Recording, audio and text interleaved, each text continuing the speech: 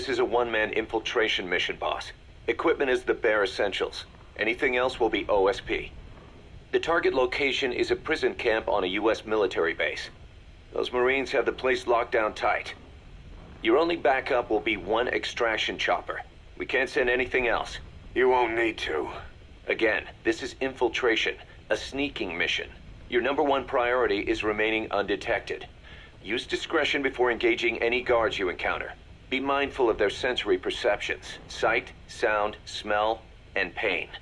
Fortunately, these atmospheric conditions will continue until dawn. That should provide you with some cover. At least the weather's on my side. Your mission objective is to rescue Chico and Paz. According to Chico, they're both being held at an old prison facility. Recon from the intel unit supports this, so it's safe to assume that's where they are. Once you've gotten them to the RV, call in the extraction chopper.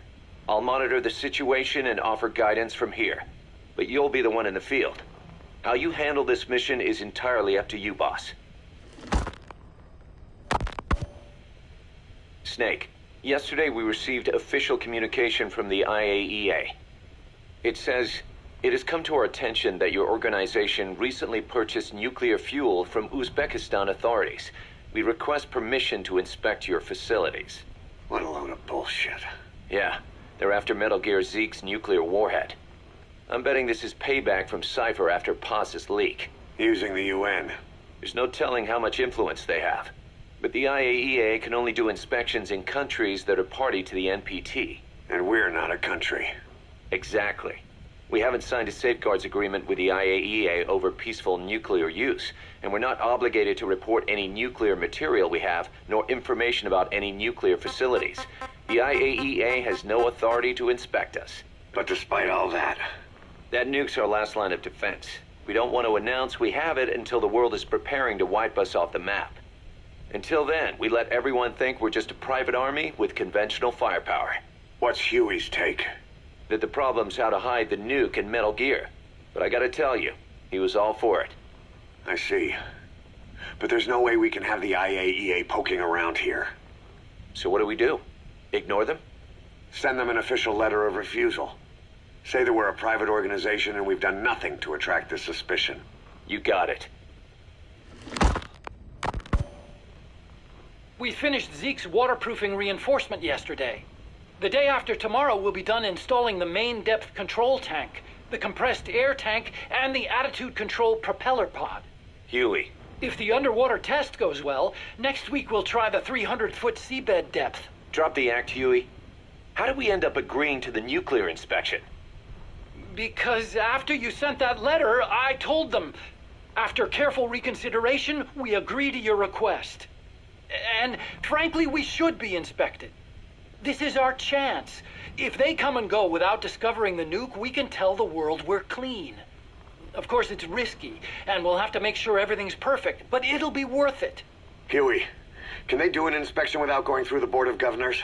We contacted the IAEA's admin branch, and they said there's no record of us being brought up at any of the board's meetings. I'd say probably a preliminary inspection to determine whether we should be referred to the board. So it's bound. Leave everything to me. Has the media gotten wind of this? Yeah, 2 major Western networks want to do stories on us. I planned on saying yes. What? You want to broadcast this place to the world? That's why I agreed to the inspection. This is a golden opportunity. We can use the media to prove to the world we don't have a nuke. Besides, even if we said no, it would just be delaying the inevitable. Kaz, our hands are tied now. Start getting the place ready. Thanks, boss. Don't get the wrong idea. You set it up so that any more changes of heart will arouse suspicion, that's all.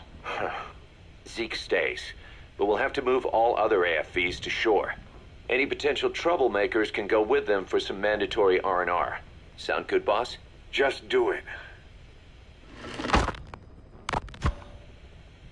About the inspection, what do we tell the men? The truth. What else? The one thing we don't need to worry about is anyone here spilling the beans about Zeke. Good point. What about the Sandinistas? There's still quite a few of them left on the base. I hate to say it, but it won't look good having Soviet bloc personnel here. The problem is, moving a group that size in a hurry would look even worse. At least Amanda's on assignment in Cuba. They'd recognize her. She should stay put for now. All civilians save Huey will have to return to their countries. Even your Parisian. Of course. We'll get her whatever paper she needs. Dr. Strangelove's departure came at a perfect time. The less Zeke-related staff here, the better. Wait, she left? That's right. You were away on a mission. She left last week. There's nothing cooking in AI weapons research, and Zeke is complete. There was really no reason for her to hang around. I'm surprised Huey let her go that easy. Yeah, his crush on Strangelove was never much of a secret, huh? He followed her everywhere while Zeke was in development. Boy, would she get pissed. But he does have a lot on his mind right now. I've got bigger issues to deal with. That's what he said. That's the spirit, Huey. 10 days ago, we got reports that Paz was still alive. She survived. She was rescued by Belizean fishermen who found her drifting in the Caribbean. So what's the plan? Silence her before we're compromised? No. I've got something else in mind. Our friends at Cypher suspect Paz could be a double agent. She's being held for interrogation at a camp on the southern tip of Cuba. Black site. Nice. A slice of American pie on communist soil, and out of U.S. legal jurisdiction. The upcoming inspection of Mother Base has to be connected somehow. The timing's too perfect. The UN's nuclear inspection. My guess is they're trying to corroborate Paz's leak. We're an army without a nation. Word of our capabilities gets out, and we'll have the whole world out to shut us down. Having an American private intelligence agency involved's bad news. Cypher's the ones who sent Paz to us in the first place. She knows their true nature. Right. Paz is our only link to Cypher. If she's still alive, we need her on our side. If not us, who else is gonna rescue that bitch? When do we do it? The inspection comes first. We'll deal with us afterwards. Do the men know? Word has started to spread. The information came from Cuba through Amanda. One of the base personnel used to belong to El Frente. I'll tell everyone we don't concern ourselves with the survival of enemy spies. We need them focused on the inspection. And if we get her back here and she isn't cooperative, there's still plenty of room for her in the ocean. Works for me. What about Chico? He had a chance to stop Paz from hijacking Zeke and he blew it. He's carried that guilt ever since. Kid really did care about her. Chico, it's hard to say how he'll react. Have Amanda call him out to Cuba. He shouldn't be here right now. Good idea. They haven't seen each other in a while. Little time with Big Sis and he'll forget all about you-know-who.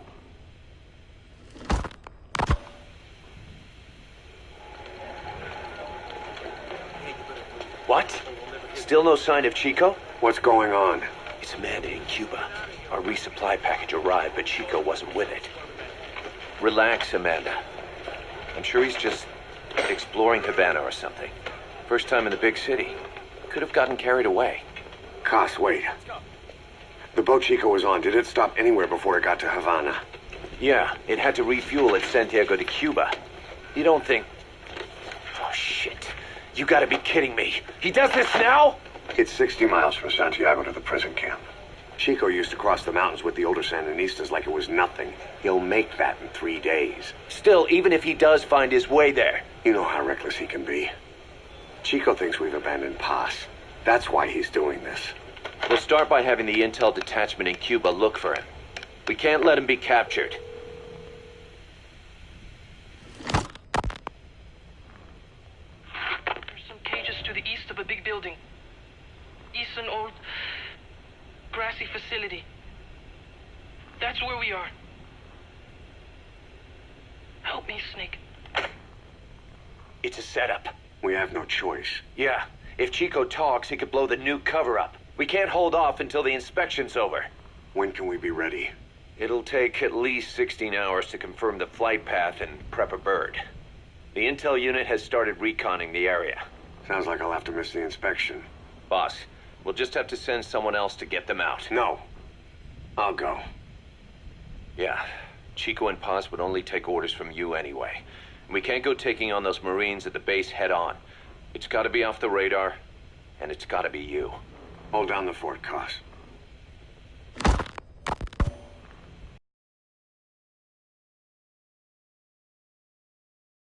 knows what they'd do to you if you got caught. Do not let that happen. The Cubans leased the land to the U.S. as a gesture for helping them gain independence from Spain. The deal remains in effect until both countries agree to dissolve it, or the U.S. abandons the land. That's why America still operates the base even after La Revolucion. Problem is, it's leased land. Meaning it isn't American soil, so the U.S. Constitution doesn't apply there. That allows them to withhold its civil rights protections. Yeah, that's Uncle Sam's excuse. The area was originally only for detaining refugees from countries like Cuba and Haiti. But a few years ago, the CIA and its like started using it as a black site. Enemies of the state are renditioned there and subjected to extreme forms of interrogation. You can bet Cypher had a hand in that. As you'd expect, American and other Western human rights organizations aren't allowed anywhere near the place. What happens there disappears down the memory hole. Who knows what they're doing to Chico and Paz? I'd like to interrogate her ourselves. But if worst comes to worst, make sure she's dead. Chico, on the other hand, we have to bring back. Fast. He knows too much about us. Cos? The area is surrounded by mines placed by both the U.S. and Cuba, making escape on foot impossible. You're heading into the Lion's Den, Snake. Don't take this one lightly.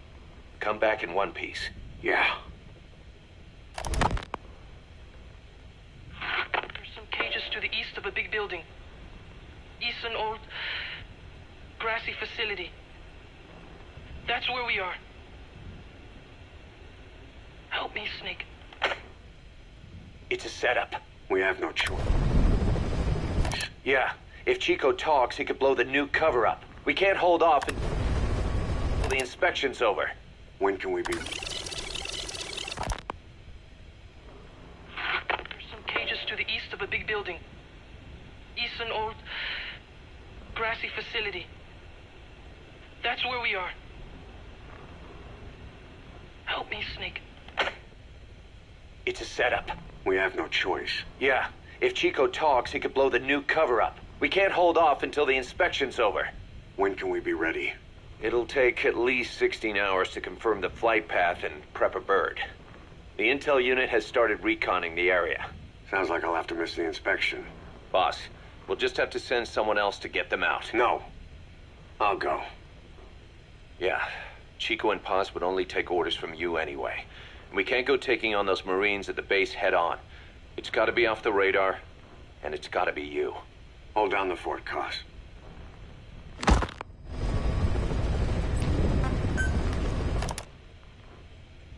I heard about Paz's tapes. Yeah, why do you think she'd leave him behind? And that diary? Whatever it was, her commitment was wavering. That much is clear. So she was leaving clues to help us. No way to know for sure. And the ocean's not giving her back. November 4th, 1974. At the outskirts of Barranquilla, Colombia. Contact with Big Boss successful. Zadornov posed as my professor, but Big Boss took one look and knew he was KGB. However, he does not seem to suspect me. To him, I am just a peace-loving student, and another victim of the CIA. We asked him to drive the CIA out of Costa Rica. To him, this means betraying his country. His forces are smaller than anticipated. They drift from place to place with nowhere to call home. That provided us an opportunity, so we seized it. Zadornov offered them a plant off the Costa Rican coast to use as a base. As expected, Miller jumped at the chance. Although initially reluctant, Big Boss came around when Zadornov played him the tape. All because the voice on it sounded like his mentor, the boss. Naked Snake, the man who once saved the world from the brink of nuclear war. Awarded the title of Big Boss for his service. He later became a mercenary, abandoning both his title and his country. To him, that honor was steeped in the blood of the boss, the mentor he was forced to eliminate. Exceptionally charismatic, he possesses unparalleled combat and intelligence-gathering abilities. His only discernible weakness is her. This operation hinges on how effectively we can exploit that. Kazuhira Miller is Big Boss's lieutenant. Half Japanese, half American. He once served in Japan's self-defense force. Though he and Snake first met as enemies, they discovered a common bond and together built their private army, with Miller directing business and administrative affairs. He comes off as shallow, but his true intent is hard to read. I must be careful. All that is clear is his infatuation with Big Boss. With East and West fighting over its control, Central America is now the most contested region on Earth. CIA Central American Station Chief Coldman has developed Peace Walker, a fully AI-automated, fail-deadly nuclear launch system with which he aims to reignite the Cold War. Snake's new objective in Costa Rica is to prevent that. Zadornov's, or should I say, the KGB's plan is to play the two sides against each other, turning the entire region red. Not one of the three parties realize they're all just pawns in Cypher's hands. Cypher watches all. Mother Base has developed rapidly since being established in the Caribbean Sea. They recruit more personnel daily, and already their mercenary services are turning a profit. Big Boss's leadership and charisma, and Miller's business acumen drive this impressive growth. Furthermore, joining forces with a faction of the FSLN has expanded their power even more. They have even commenced their own weapons development program. All is proceeding according to Cypher's will. I could not be more pleased. Snake's pursuit of Peace Walker led him to an AI modeled after the boss's thought patterns. It was incomplete, but, somewhat ironically, making contact with Snake was the necessary finishing touch. Meanwhile, the scientist behind Peace Walker's locomotive control, Huey, defected to Snake's army. His presence has greatly accelerated weapons development at Mother Base. I failed to anticipate Coldman's madness, but nuclear war was averted.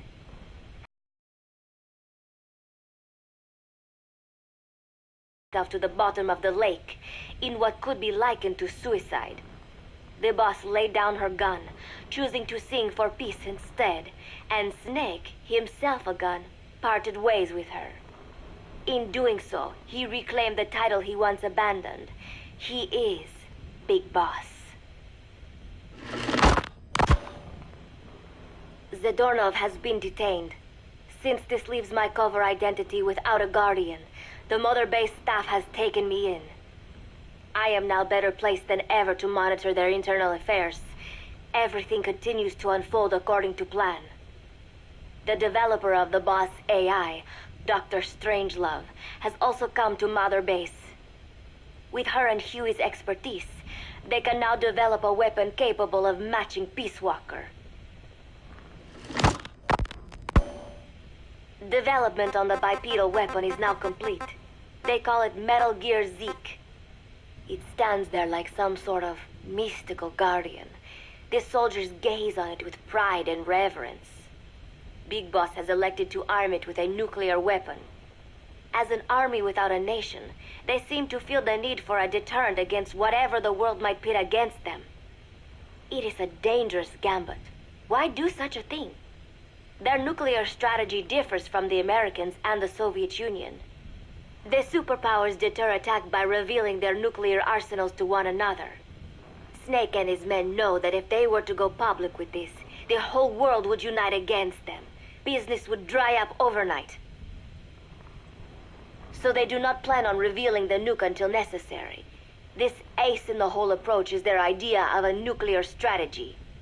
Wielding a deterrent, all the while unable to reveal its existence. I wonder if Snake sees how vulnerable this makes them. Yes.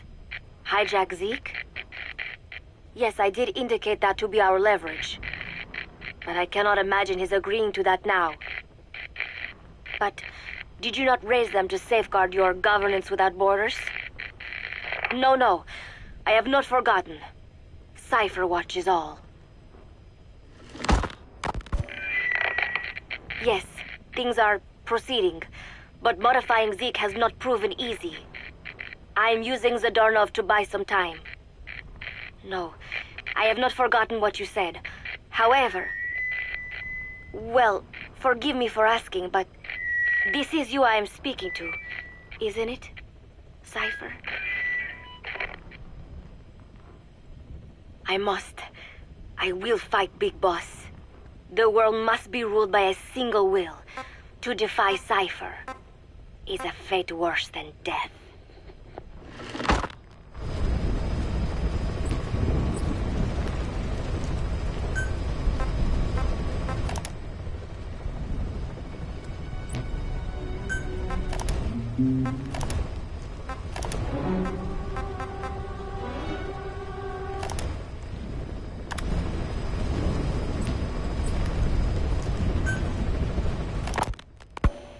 As of today, I will be living here at Mother Base.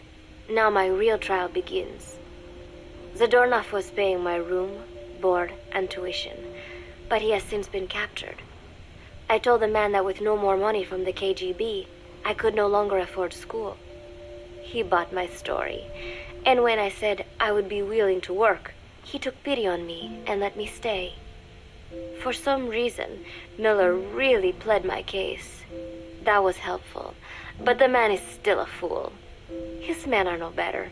They think their training makes them strong, but that kind of strength is nothing in the face of true power. And better yet, they wait on me hand and foot, believing I am just a schoolgirl. Looks like I won't be working too hard after all. Just today, while scouting out the living quarters, I saw a group of them in the corner of the deck making a fuss. Going over for a look, I saw they were feeding a kitten. A bunch of grown hard men, and they're the ones acting like schoolgirls. Look, isn't he cute? What is wrong with them? Disgusted, I just nodded and smiled. I must stay in character after all. I indulged their chit-chat for a few moments. Then one of them asked me to give the thing a name. They had just taken it from its mother. I named it Nuke. I improvised some nonsense about how our compassion for living things can help prevent wars. The men gave me a little fish. I held it out in my palm and the kitten happily ate it up. What a pathetic, feeble creature. It sickens me. Today, Chico invited me to go fishing with the soldiers. I suppose finding one's own food does have its merit, but I prefer not to be involved in such a degrading task. And their prattling on about fishing being fun is nonsense. I'm not here to find playmates. Nevertheless, distasteful as it was, I went along in order to maintain my cover. Chico thrust a fishing pole into my hands, and we went up onto the deck where several soldiers had gathered. They welcomed us warmly. With so few women aboard Mother Base, I'm treated like a princess. No one suspects I am neither a teenager nor a student. It was nice and sunny, with a gentle breeze and waves. As I cast my line and waited for a bite, the soldiers began to ask me all sorts of questions. As always, I answered according to our predefined scenario, feigning a smile. As I sat there feeding them lies, the fish began to bite, and the soldiers began to focus on their prey. Chico had his bait stolen by a fish, and got so angry that he stood up and nearly fell into the sea. Everybody laughed. It almost made me want to join in too. At some point, I got a bite myself. The instant after I felt that first gentle tug, the fish yanked the line with astonishing strength, and I let out a cry of surprise. I thought he was going to be huge. It was my first time fishing, and I was a bit flustered, so the soldier beside me helped by supporting the pole from behind. "Reel it in," they shouted. I nodded, turning the handle as fast as I could. I wondered what kind of fish lived below the surface, and thought back to the deep sea dives I had to do as part of training. Those were difficult days, but I remember finding the multicolored fish gliding through the water incredibly soothing. After a hard fight, I pulled it up. To my surprise, it wasn't even half of Vara. Rather anticlimactic. But I wasn't doing it for fun, so I wasn't the least bit disappointed. Nook was hovering nearby with an expectant look on his face, so I gave the fish to him. All in all, a thoroughly wasted day. Preparations are coming along nicely. No one suspects me of being the one to let Zadarnov out of his cell. Today, Amanda and I taught Cecile how to make gallo pinto. It is a simple home-cooked dish consisting of black frijoles mixed with arroz. It is well known throughout Central America, not just in Costa Rica, so it is no surprise that a Nica like Amanda would be good at making it. But I was raised in the States from a very young age, and can hardly even remember my mother's gallo pinto.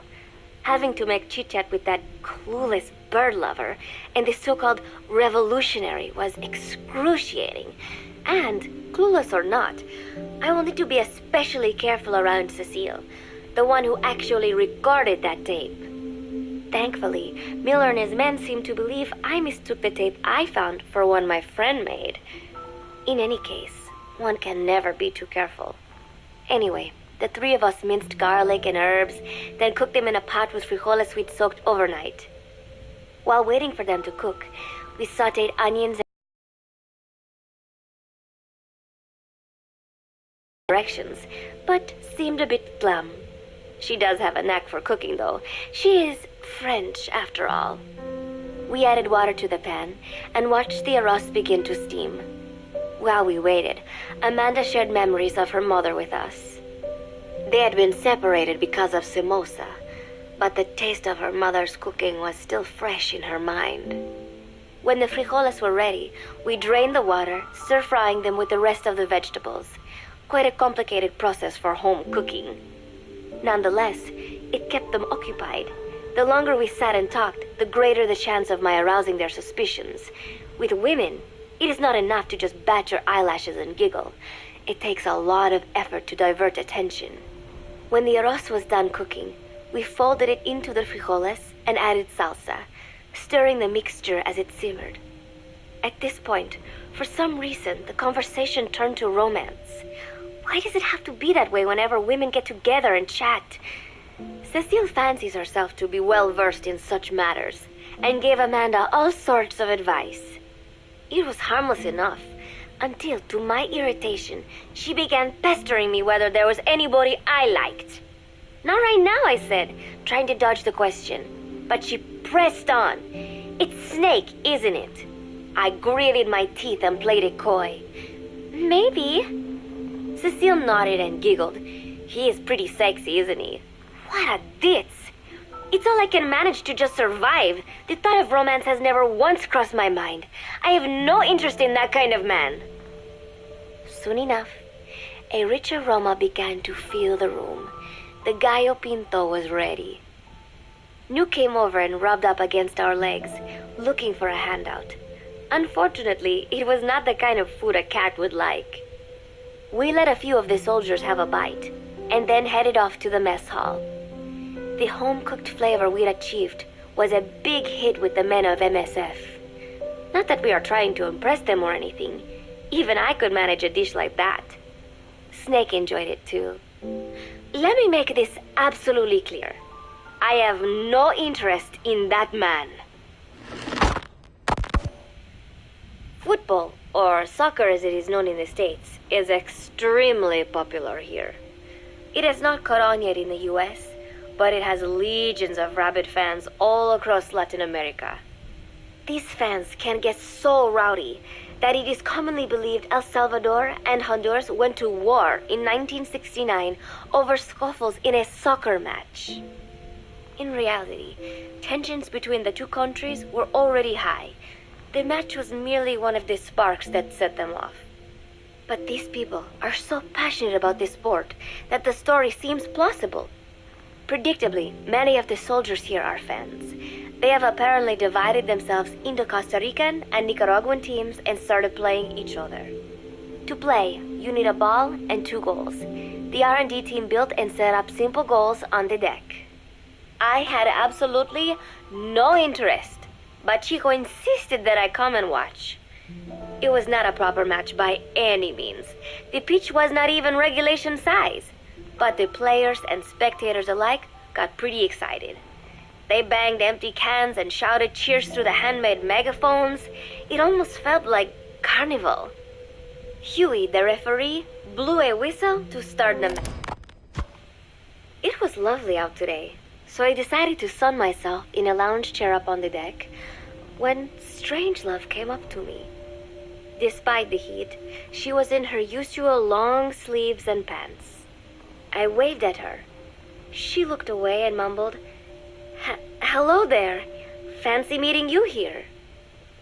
I asked if she needed anything, feeling her eyes creeping up and down my body like she was savoring it. Finally, she swallowed and said, "You have such beautiful skin." Bewildered, I shook my head and said, "No, not at all. I had heard rumors that she was a lesbian, but she couldn't be after me, could she?" She continued to stare and said, "No, it is beautiful, but you must not let yourself get so tanned." And then she took my hand in hers. "What is wrong with a little sun?" I asked, trying to cut the conversation short. But she shook her head violently. "No, you mustn't. A young lady should take better care of her skin." She was acting strangely now, as if aroused. She lectured me on the perils of tanning, how it ages skin, causing wrinkles and spots, and in the worst cases, even skin cancer. I knew already that tanning could cause spots, but I thought only pale-skinned Anglo-Saxons had to deal with that. Having a scientist tell me it causes aging, though, that spooked me a little. If I am to keep playing the teenager, I will have to start paying more attention to my skin. Sensing my anxiety, she took a small tube from her pocket. She said it was the sunscreen she always used. She told me to keep it. I didn't know what to say. I was more than happy to take it, but exactly what were her intentions? Was she merely being nice? Or is she really into me? Either way, there was no reason to refuse, I suppose. I have undergone training. An out-of-shape woman does not pose any real threat to me. Having power means not being afraid. It is the same on a global scale. A country with nukes can dictate terms to a country without them. I thanked her and took the tube. Then she offered to put some on for me. She squirted some lotion onto her fingers and began rubbing it into my chest. It happened so suddenly, and I was so taken aback that I did not even think to protest. She caressed my stomach with her long white fingers, then slid them upwards between my bikini-clad breasts. "What? Wait," I sputtered as her moist eyes met mine. She was beautiful. Somehow, I found myself captivated by this woman more than 10 years my elder. "Hold still," she whispered in my ear. I nodded silently, unable to refuse. My body went limp, motionless, as if in a trance. Gently, carefully, she rubbed the lotion all over my entire body. I shouldn't have enjoyed it, and yet I could not help myself. For a moment, I was spellbound. That woman is dangerous. I had better watch myself.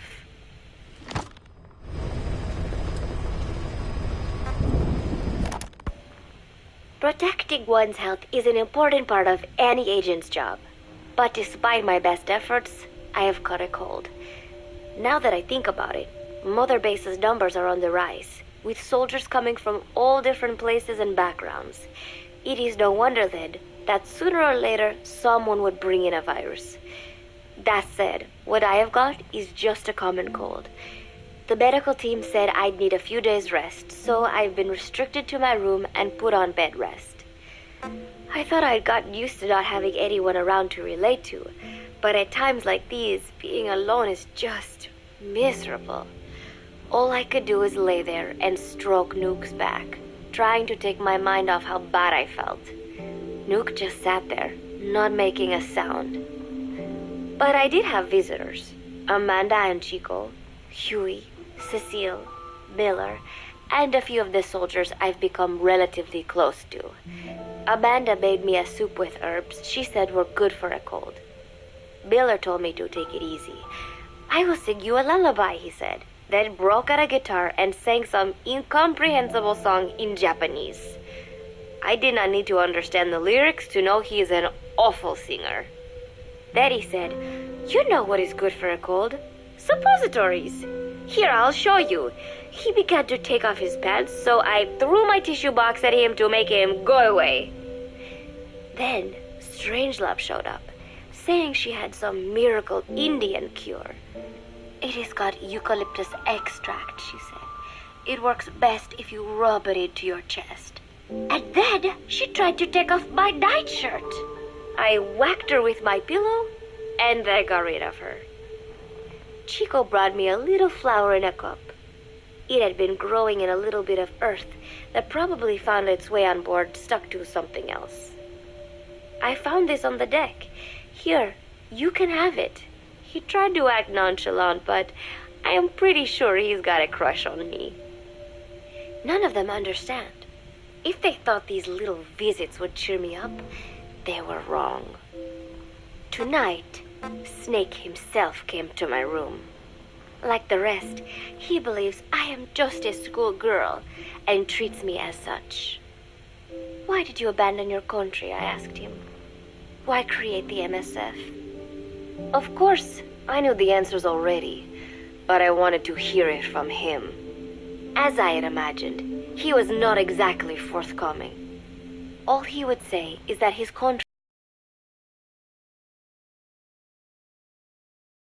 the MSF, because that is all he is any good for. Then he said, "Fighting is the only thing I understand, but that does not mean I have got a grudge against those who believe in peace. I am not one of them, and I do not believe in peace. Conflict is in man's nature. We fight our enemies in order to survive. Maybe we are not so different after all, he and I. But that is exactly why I'm going to have to kill him, or else he will have to kill me. When I stop and think about this wretched existence, being killed by a man like that suddenly does not seem like such a bad thing." Every month, Mother Base throws a party for all the soldiers whose birthdays fall in that month. There is something strange about a military organization having parties. Really though, it is just an excuse to drink and make noise. It is not easy to get alcohol on a fortress in the middle of the ocean. Most days they are training from dawn till dusk. They do not have time for things like drinking. That is why Snake and Miller came up with the idea to give everyone a chance to let loose. Obviously, a bunch of boors like that are not going to bother with blowing out candles on a cake. Rather, they sit there in a cloud of cigarette smoke, drink beer, eat meat, tell tasteless jokes, and swap crude insults about one another's hometowns. But it hardly ever breaks out into something serious. They talk up a storm, but they're just having fun. It is funny. You have got members of FSLN rubbing shoulders with the UCLAs, people who once would have considered the other mortal enemies. I wonder if that is what makes Big Boss so popular. In leaving their countries behind, they leave their hatred for other countries too. Miller seemed a little protective of me. "Hope they're not being too crude," he said. But soon enough, he too was drunk. He yelled, "Come here and take a look at the real Kazuhira Miller," then dropped his pants and mooned everybody. The other soldiers burst out laughing. I have never seen such a crude, ridiculous party before. And yet, all these people, laughing and acting the fool. Is this what they call peace? For some reason, I began to think about all that has happened since I came here. Fishing with Chico, cooking with Amanda and Cecile, playing soccer, having visitors when I caught a cold. When I stop and think about it, My time here has been the most peaceful of my life. But that is about to end. I cannot imagine he will be willing to negotiate. It seems I am to fight the legendary Big Boss. I do not know if I'll be able to beat him. But if I have to choose between death and defying Cypher, I will gladly choose death. The thought of dying does not scare me. But if I disobey my orders, the fear and despair awaiting me will be far worse than anything I can imagine. It was Cypher who took me in as an orphan, gave me food and a place to live. His orders may have been unreasonable, but I will never repay my debt entirely. It seems I have no choice. I must fight this man. I must fight Snake. Do you know Miller, Snake's right-hand man? Apparently has got at least one serious weakness. He is an insatiable womanizer. He does not bother me, most likely because he considers teenagers off-limits. But he has hit on every single one of the few female soldiers here at Mother Base. They ought to be telling him where to stick it, but end up falling for it so easily. I think some of it stems from the fact that he is actually not that bad looking. Anyway, today, that nasty habit got him in trouble. He and Snake got into one of their rare fights, and I was there to see it. They burst out of the showers, completely naked, trading punches. I am no child. The sight of a naked man does not make me blush, but this was something else. Maybe this'll teach you, Snake yelled as he slammed his fists into Miller's chest. I heard later that apparently he had been two-timing someone, and that same someone had gone to Snake with her troubles. As I see it, it is her own fault for letting herself be deceived like that. If she is too dumb to see through Miller's lies, then she got what she deserved. But this was not the first time it had happened, or the second, and Snake read Miller the riot act. Miller argued back, and what began as a shouting match turned into a fist fight. "You son of a bitch," Miller yelled as he swung. "Not bad," said Snake, smiling, "but not good enough." And then he was back on the offensive. They had already been at it pretty hard in the showers, and their bodies were covered with bruises. Both of these men had been trained for war, their bodies deadly weapons. They were each bleeding from a dozen places. All this from a fist fight. Even so, it was far less gruesome than if they had given it their all. It was obvious that one of them would be dead were they fighting for real. Miller took another swing, yelling, "Try this then!" Snake parried, then responded in kind. But I could tell he was not aiming for anything vital. "You are one tough bastard, boss," Miller muttered.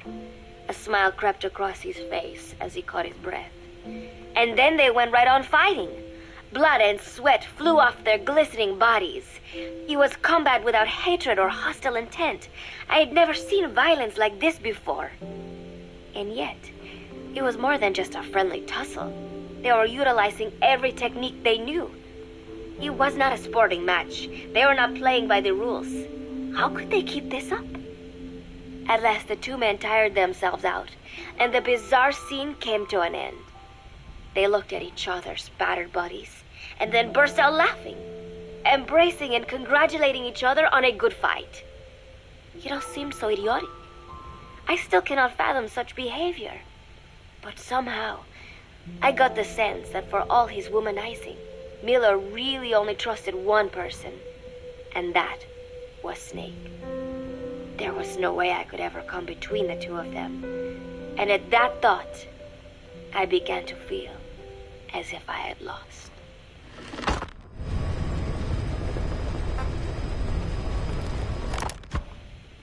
All of Mother Base is preparing for a festival. Since Snake and his soldiers spend so much time fighting, they are setting aside one day a year for peace and relaxation. I do not know all the details, but apparently that is what Snake and Miller decided. These soldiers love the idea, of course.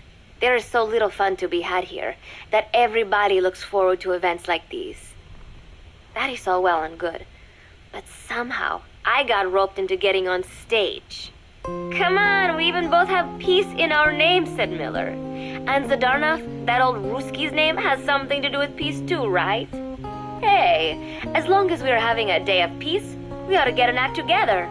The three-piece band. I thought he was joking. He then proceeded to share his idea without bothering to check with me. And now, I am slated to sing. Apparently, he had heard me on the deck one day, and since then he's wanted to form a band. Everybody's looking forward to it, so there is no way for me to back out now. I've never done anything like this, but it does feel kind of nice to know that people are looking forward to it. I mean, it cannot be any worse than Miller's singing, but modifications to Zeke are already finalized, and I must complete my mission. Betray Cypher now, and I will face a fate far worse than death. Still, there's no need to put things in motion just yet. What difference would it make to just wait a little while longer? A whole day of peace. The mission can wait until after that. Can it not? I know I am only delaying the inevitable. When the day comes, one of us will have to die. Snake or me. But still, if I could just come up with some way to stall Cypher, at least until our day of peace. When did I start having thoughts like this?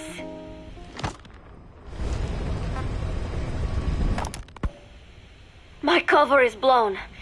They know nothing of Cypher or my true objective, but they know I am a spy. There is no more time left. I must act now. I must complete my mission. How did it come to this? All I wanted was 3 more days. Just 3. Miller's already finished writing the song. It is called Love Deterrent. It is about a girl who cannot express her true feelings. I have been practicing. I am no pro, but I was pretty sure I would do a decent job. And now this. Cypher found out that Zeke was complete. He must have someone inside Mother Base besides me, spinning his tightly wound web of control, leaving no room for individual will. Typical. When they found out Zeke was complete, I was ordered to execute the operation immediately. If I was going to enjoy just 1 day of peace, I had to ensure the plan could not move forward. I tried to sabotage Zeke. I thought by damaging the drive system, they would have no choice but to delay their plans. I waited until midnight, and then snuck into the hangar. There would be trouble if it looked like sabotage. I selected one of the drive system's load-bearing parts and carefully worked to warp its shape. The leg's drive system requires a high degree of precision to operate. Even the smallest deviation would have done it. Then, Chico walked in. Maybe it was one of those nights where he could not sleep. In any case, he saw me, panicked, and took off running. It would have been easy to kill him, but I could not. I know he likes me. It is not as if I would ever have an interest in a child like him, but I could not pull the trigger. Not at him, not in the back. Will he tell them? Or is there a chance he will keep it a secret? Protect me? No. He knows now. Knows I am not who he thought I was. He ran without even questioning what I was doing. There is no chance he does not know. And soon, all I have built here will end. And if Cypher has another agent among them, if he finds out I tried to sabotage Zeke, this place will no longer be my heaven. Then it is settled. I make my move now. Chico, it might not run at full speed or power, but I do not have time to fix that. Without Zeke, I do not have a chance in hell of winning. I must act fast before Chico sounds the alarm. I knew it would come to this. I just did not think it would be so soon. It is time, Zeke. Metal Gear Zeke. Activate.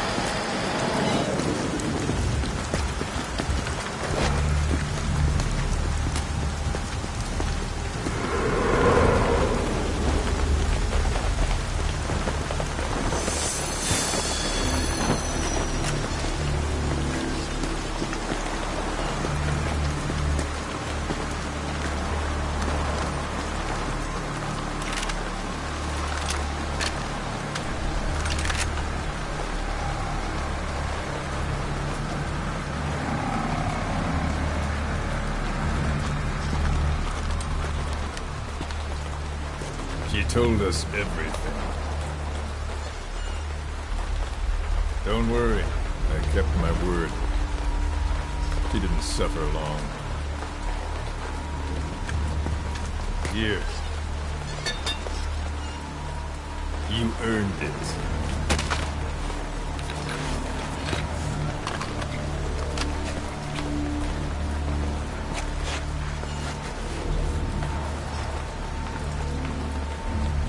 How's it feel to play the traitor? No more war games. You're a real man now, soldier.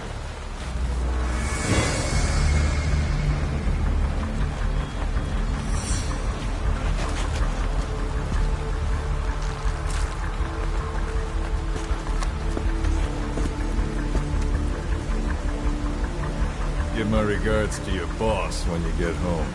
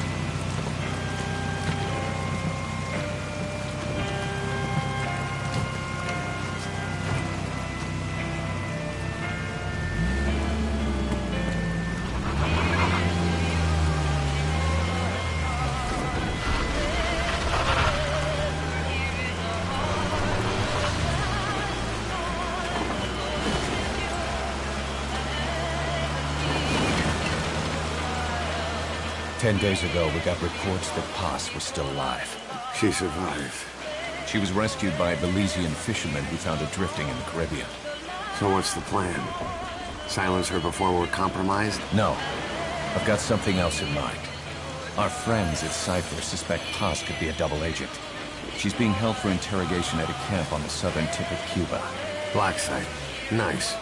A slice of American pie on communist soil, and out of U.S. legal jurisdiction.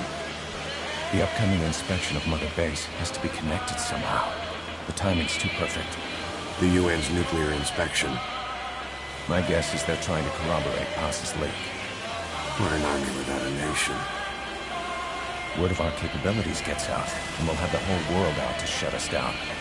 Having an American private intelligence agency involved's bad news. Cypher's the ones who sent Paz to us in the first place. She knows their true nature. Right. Paz is our only link to Cypher.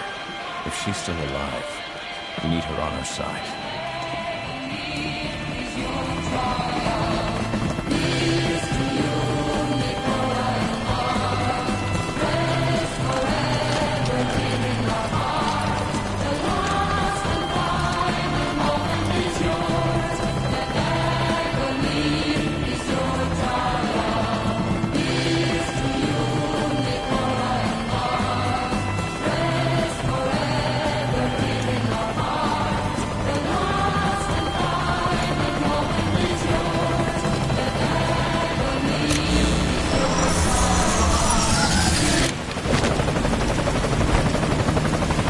Horse is in!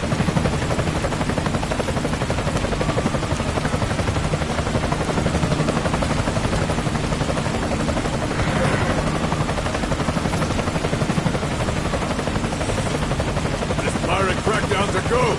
Move!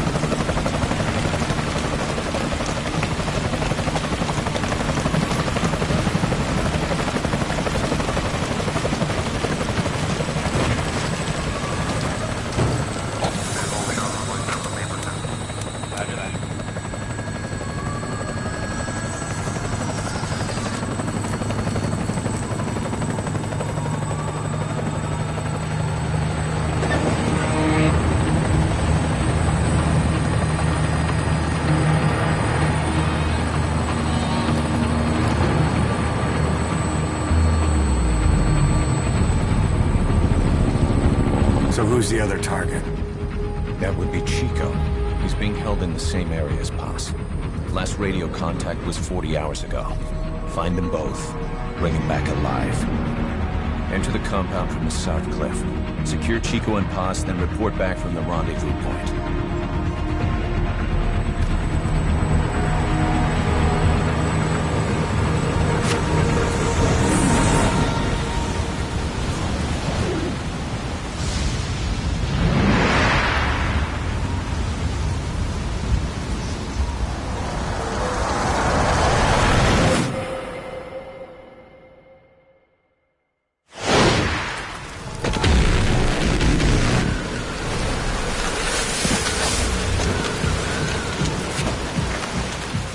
We'll send a chopper from across the Cuban border. You should be back at Mother Base in time for lunch. You'll probably just miss our guests. The only catch is you go in solo. The politically sensitive nature of the mission means backup is not an option. Fine. I like some alone time now and then.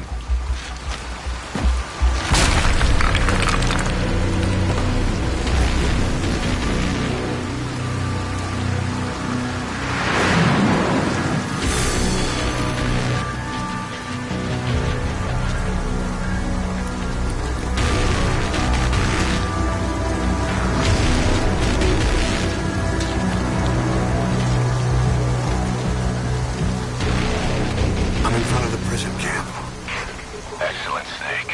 Age hasn't slowed you down one bit.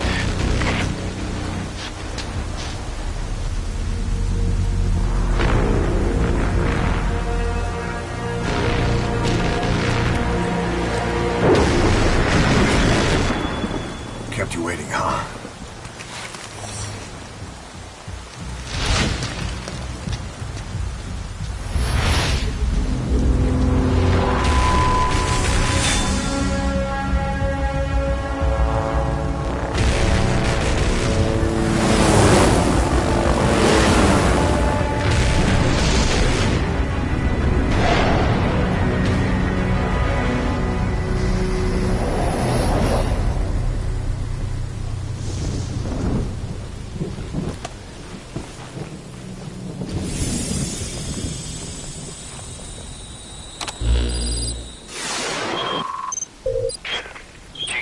Are being held in an old, unused part of the compound.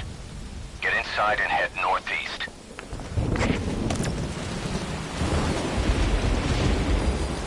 Mission info has been... This is an infiltration mission. You've got to stay out of sight.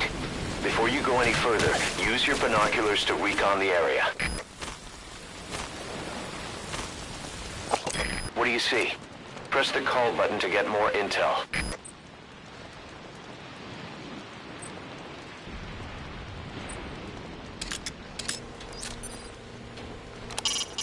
It's a guard. Don't let him see you. Avoid combat whenever possible.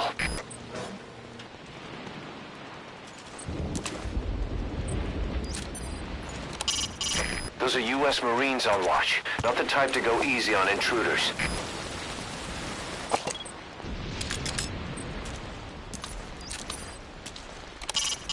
You could either break through the fence or go around. What do you think?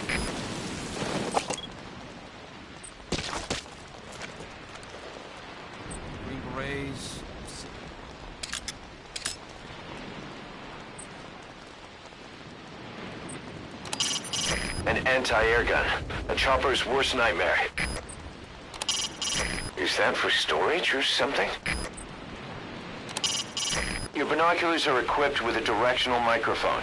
You should be able to listen in on whatever they're pointed at.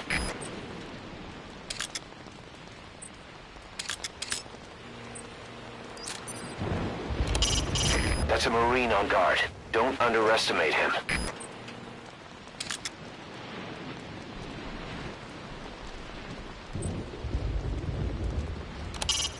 That's the refugee camp. I hear it's where they hold refugees from countries like Cuba and Haiti.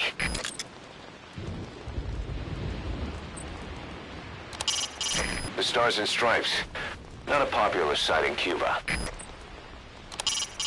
You should try listening in on those soldiers. Even casual chatter could reveal something in a place like this.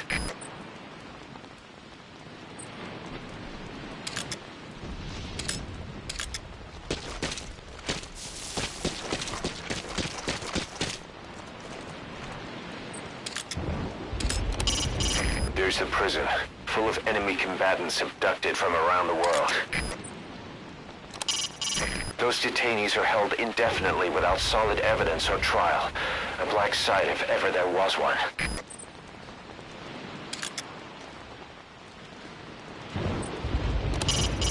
It's the prison facility, home to enemy combatants.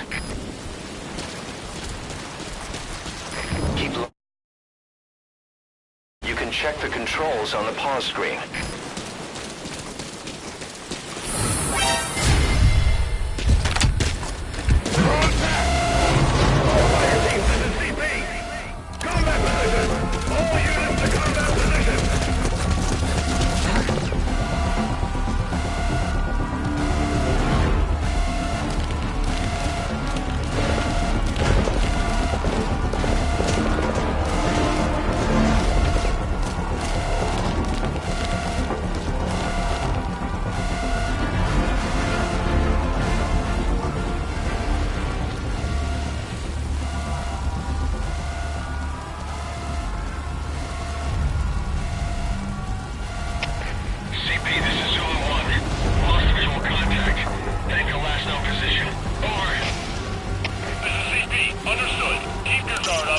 Don't push yourself.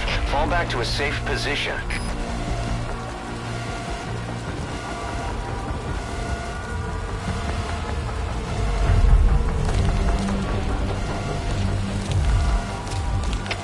CP, this is Delta 9. The enemy got away. Starting a search now. Over. This is CP. Understood. Don't let them get the drop on you. Keep your guard up. Out.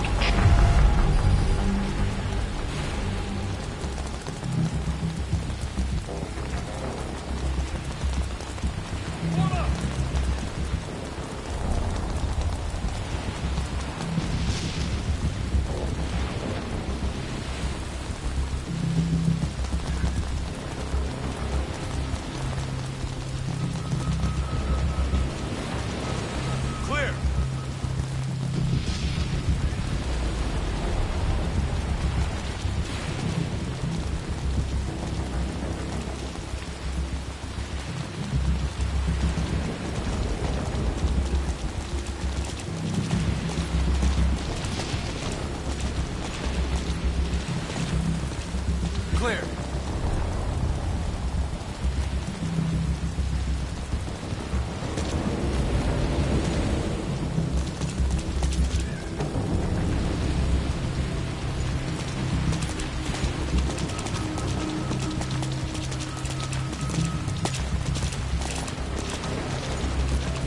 Clear. Clear.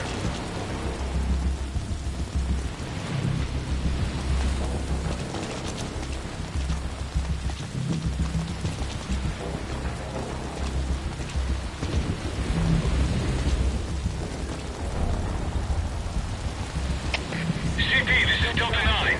No sign of the enemy. We're calling off the search. Over. This is CP. Understood. Stay alert. Don't let them get the drop on you. Out.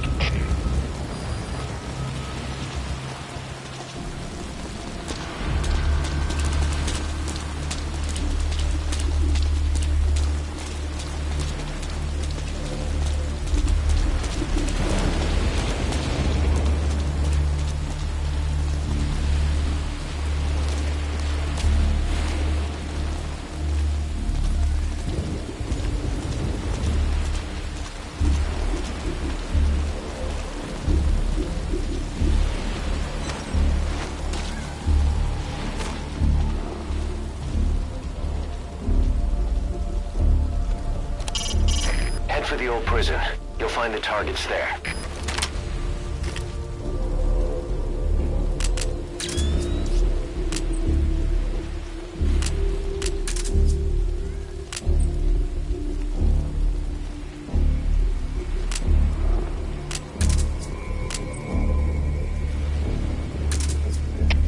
CP, this is Delta 9. Still no sign of the enemy. Standing down.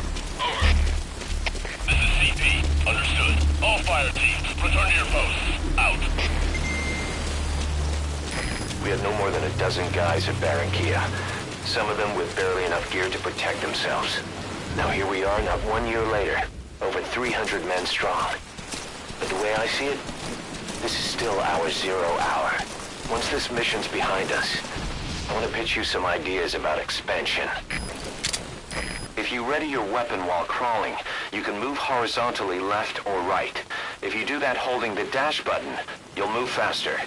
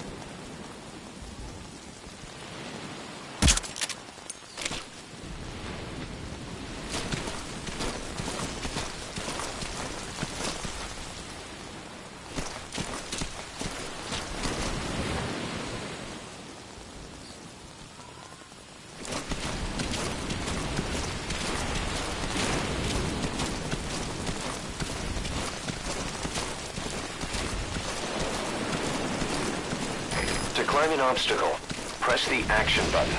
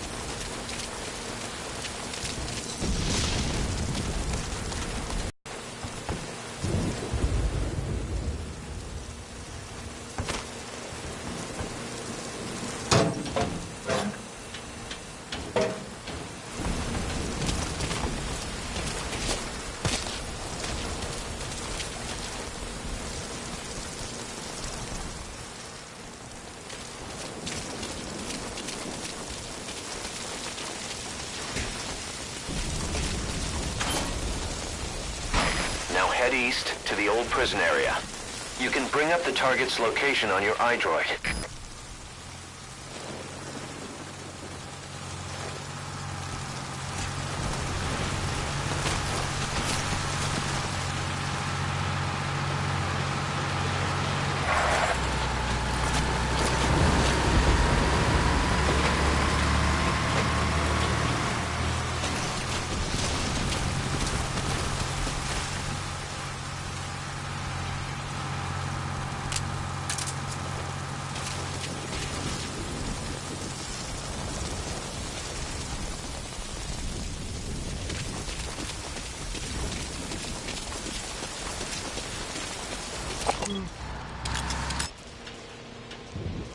Take a good look at the enemy through your binoculars, and you can mark him.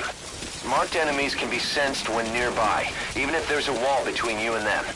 But it only works if you stop and take the time to focus your attention. This helps you maintain situational awareness. Try it.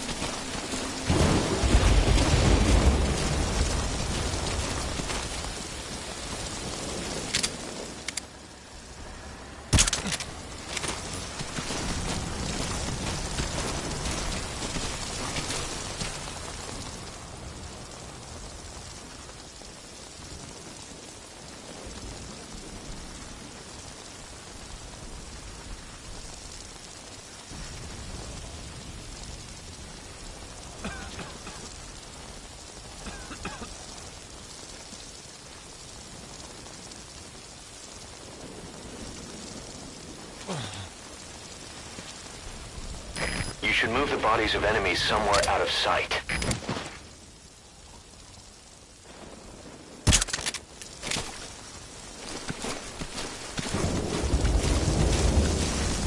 Contact me if you need advice. You can use your iDroid to check all sorts of operational data. The map, objectives, the target's locations. It'll help a lot if you let it.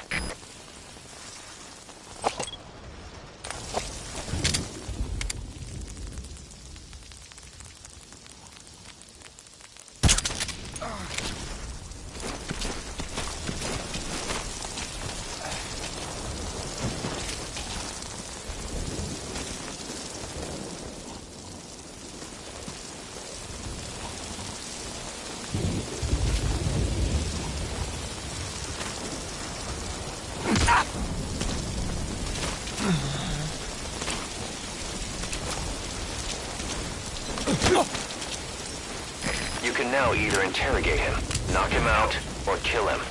His life is in your hands. The map is being updated.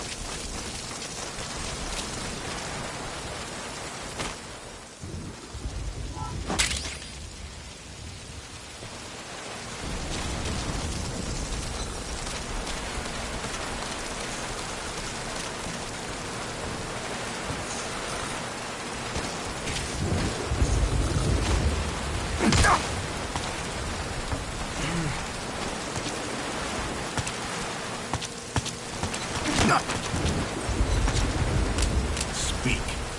The map has been updated.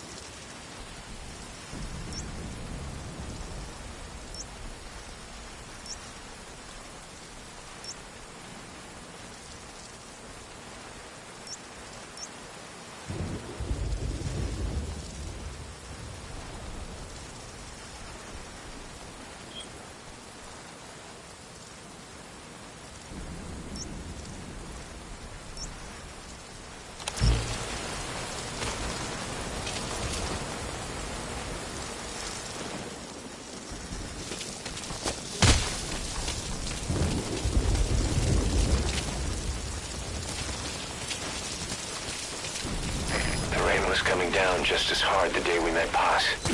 I only want want peace for my country. I can't believe we ever bought that cover story.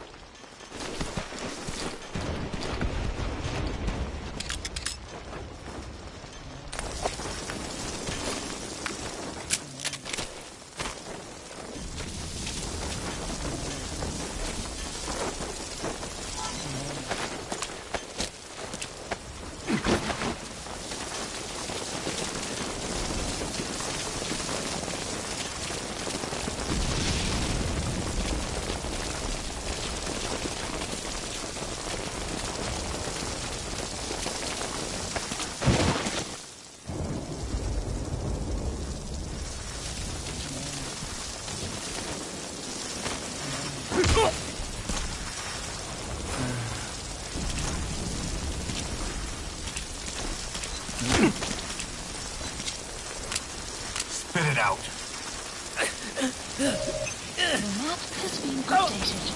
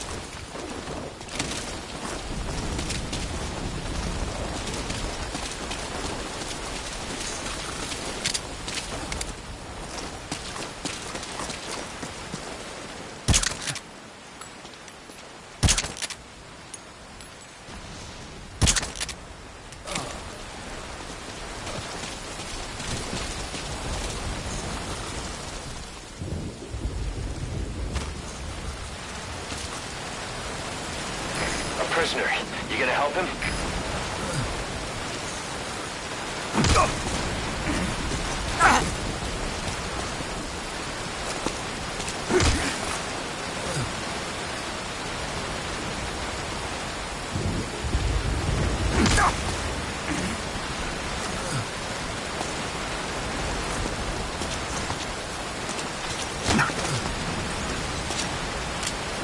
Spit it out.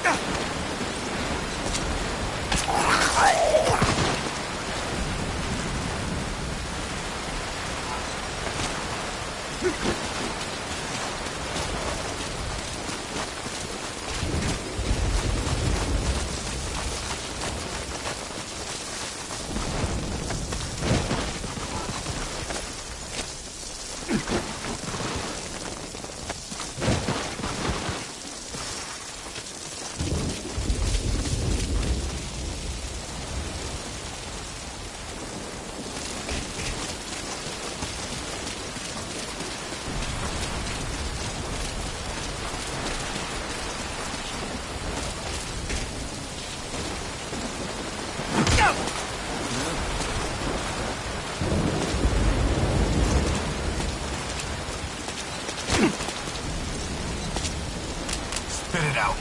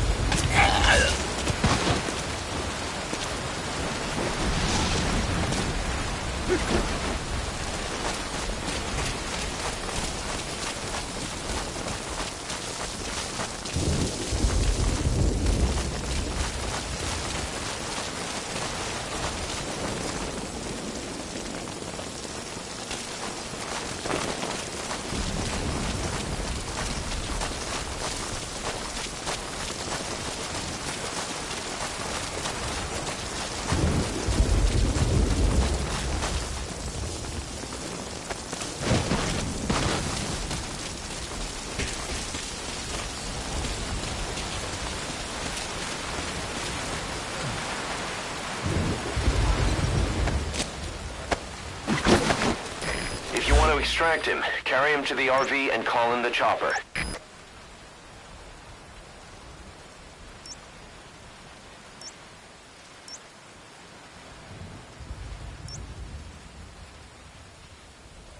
Marker placed.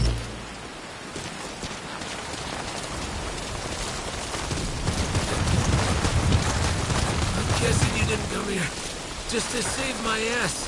Am I right? Maybe this'll help with whatever you're doing. Hey, if you want inside the engine building, use the drainage channel. Map has been updated.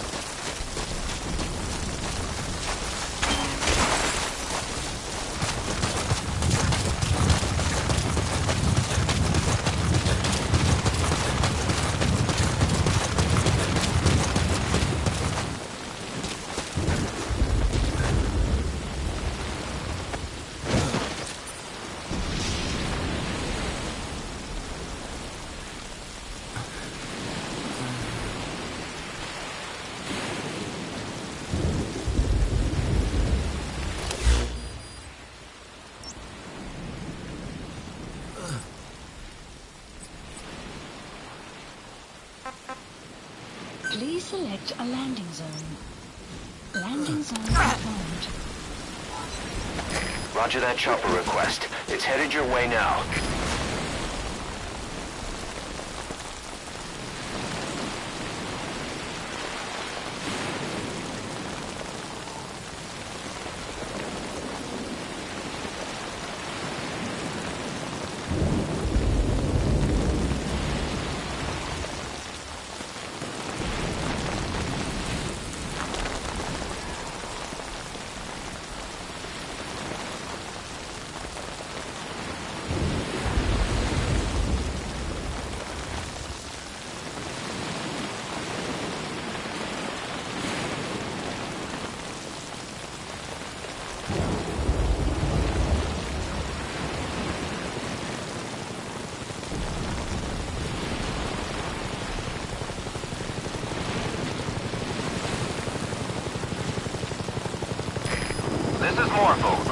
shortly at LZ.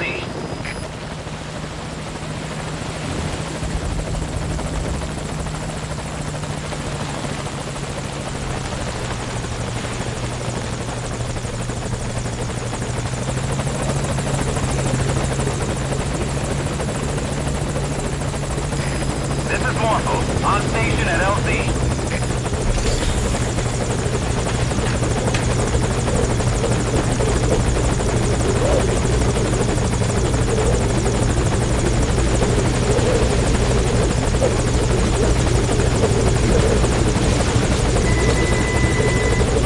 Okay, target is in.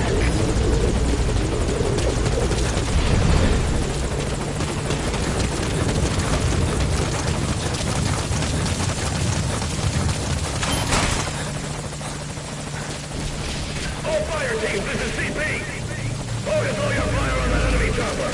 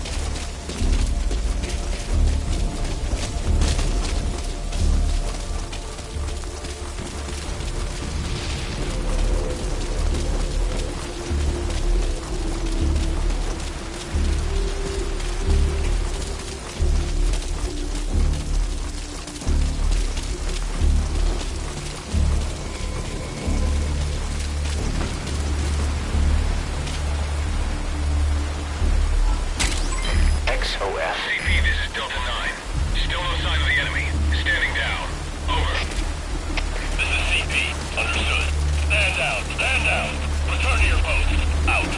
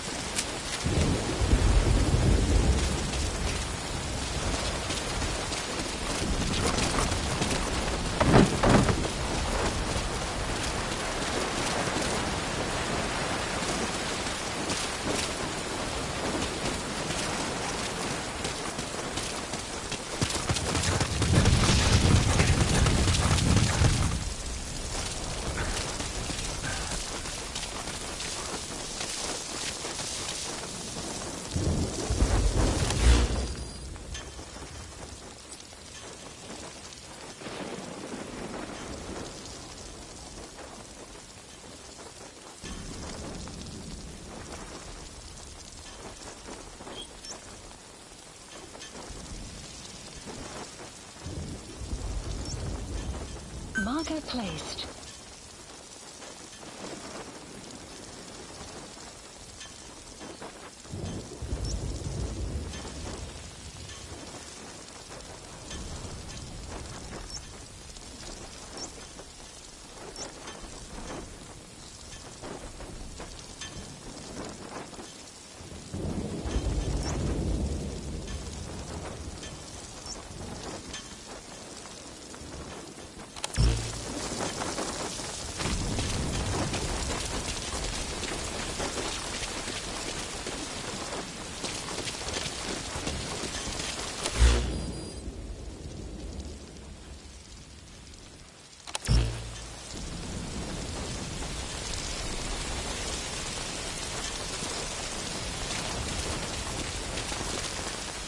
That rain just won't let up. It'll help you stay out of sight, but watch you don't get hypothermia.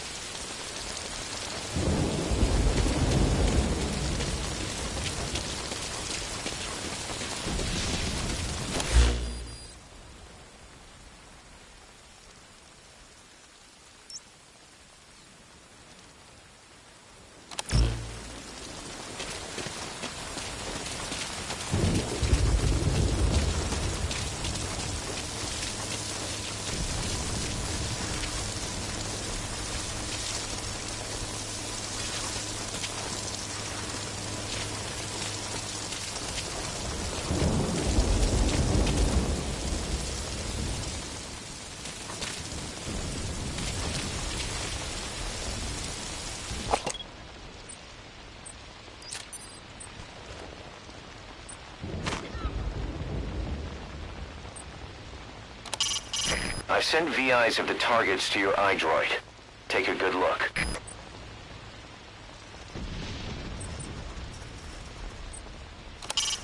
That's an unrestricted access door. It doesn't seem to be locked. Open the menu tab, then select Mission Info. From there you can view targets' photos or check other visual information.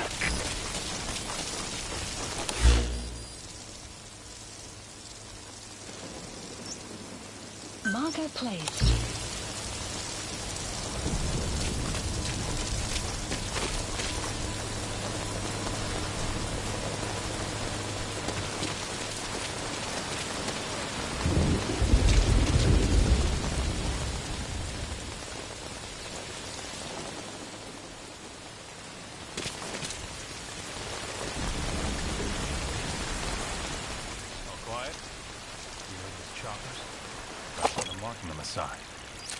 XOF. XOF. That's some kind of unit name? How if I know? Maybe I saw it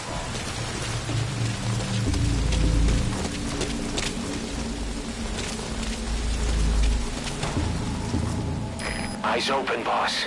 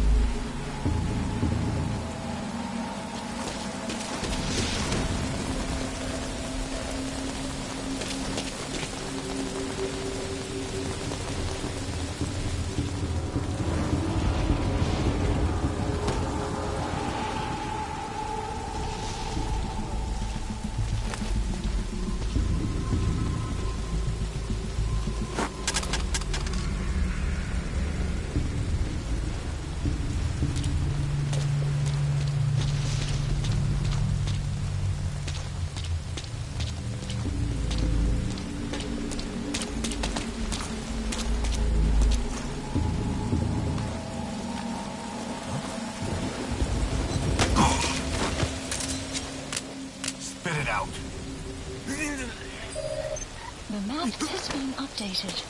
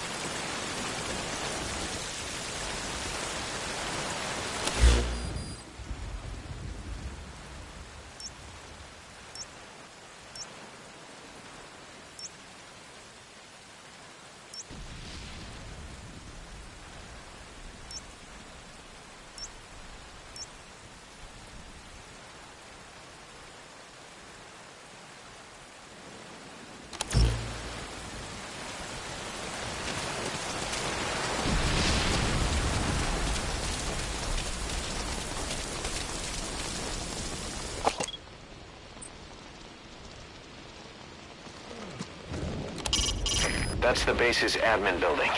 Security looks tight.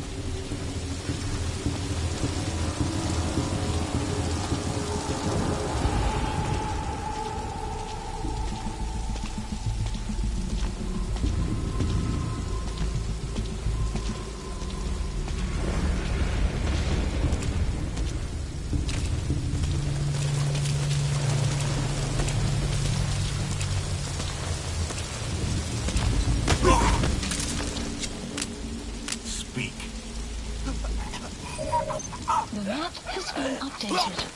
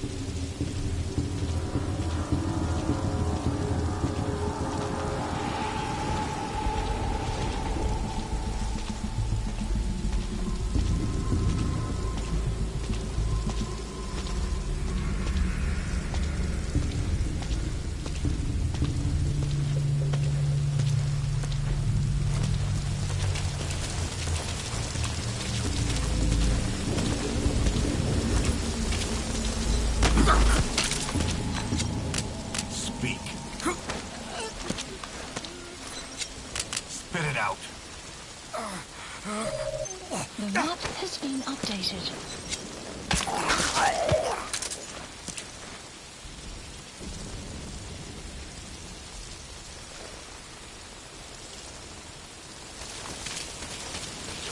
You're way too exposed there.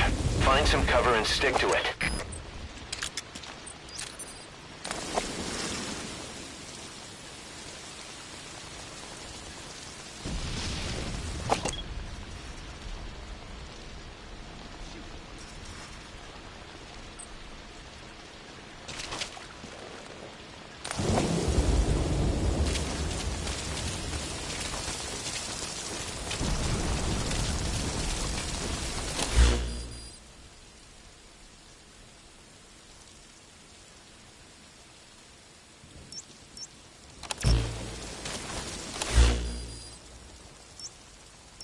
Marker placed.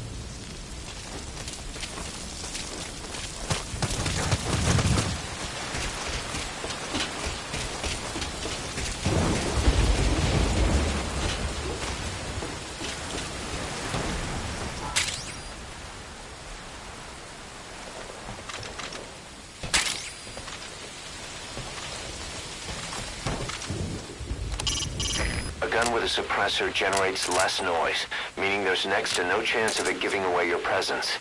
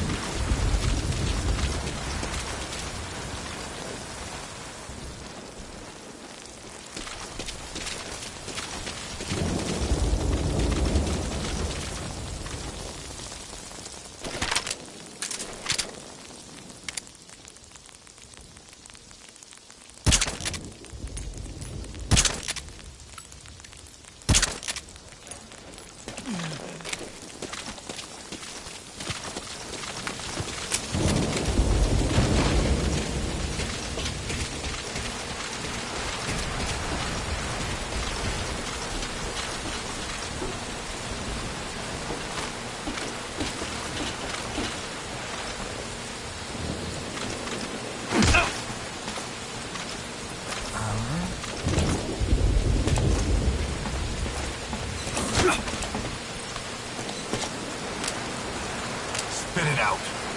The map has been updated.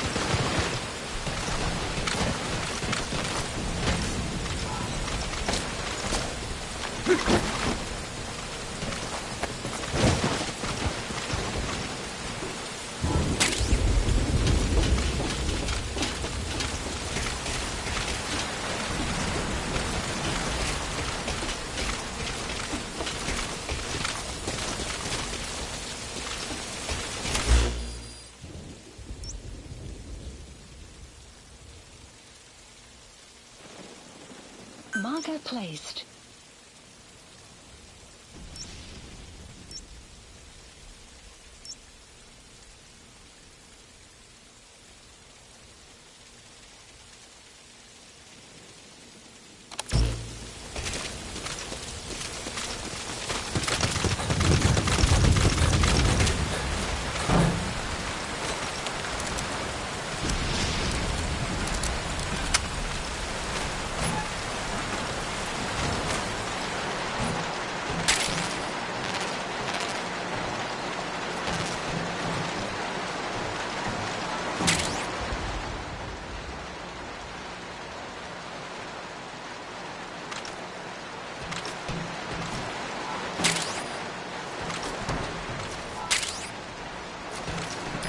You've got explosives. They'll pack enough power to destroy their anti-air defenses or vehicles.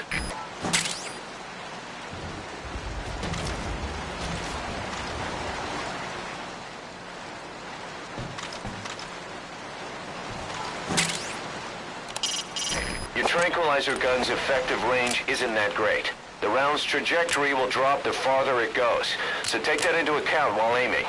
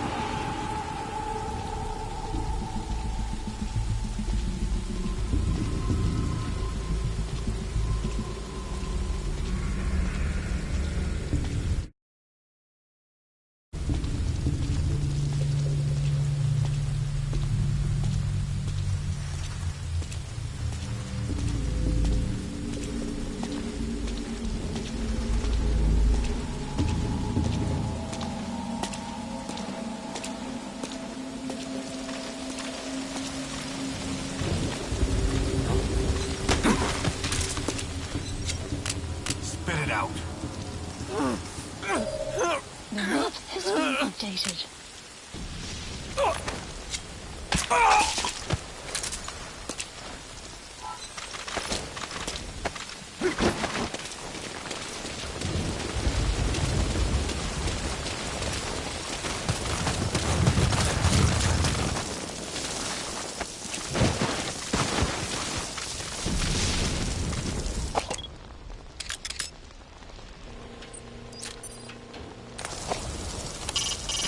Those tranquilizer rounds are only good for putting your target to sleep. They won't help you break anything.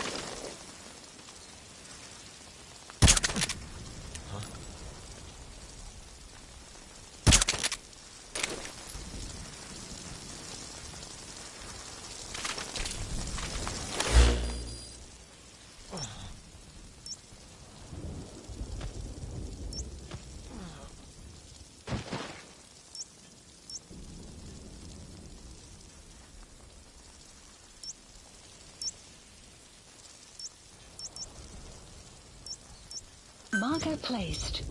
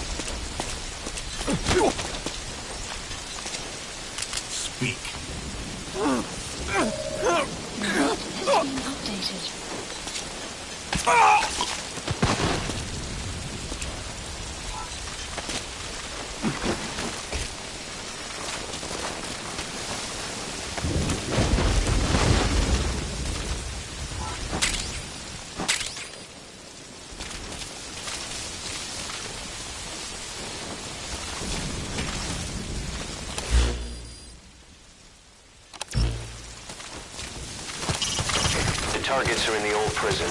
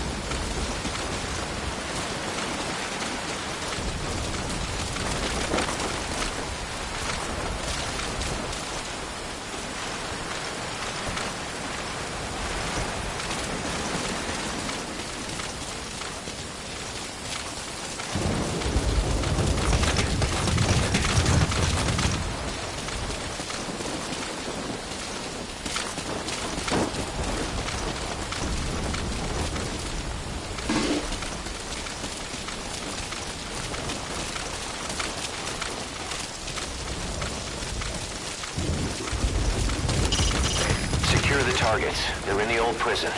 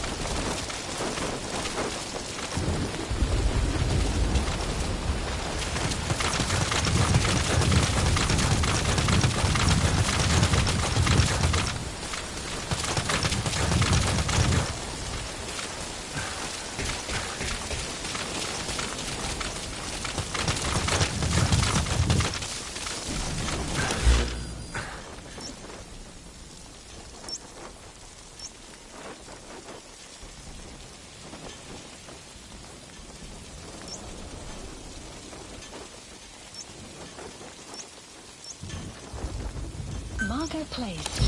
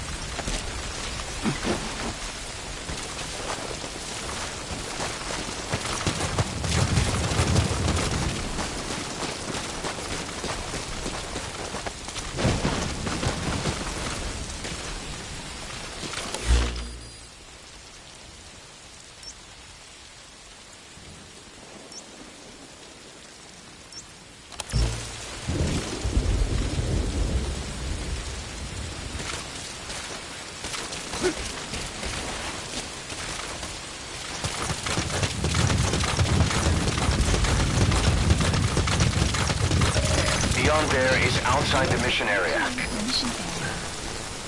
Caution, you are about to leave the mission area. Caution, you are about to leave the mission area.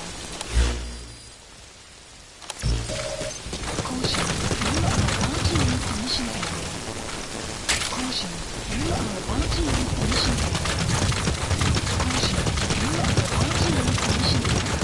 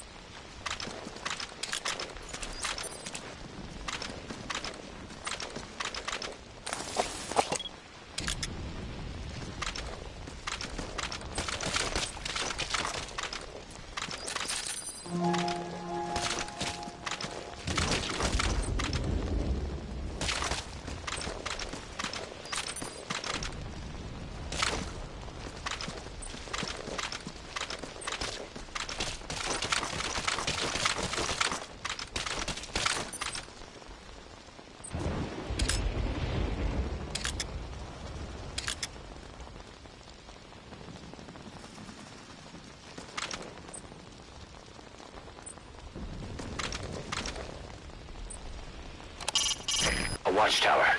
Don't get spotted.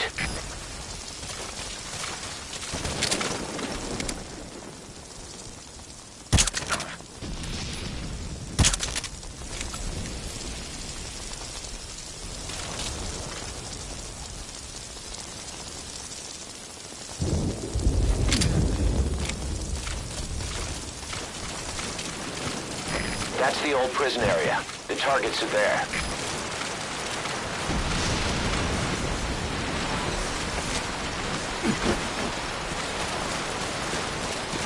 Boss, we've been in touch with Amanda. We had her listen to Chico's call for help. She agrees with us. She said, I know my brother and I know when he's lying. She also had a message for you. I'm ready for the worst. Sounded a little too cheerful to me.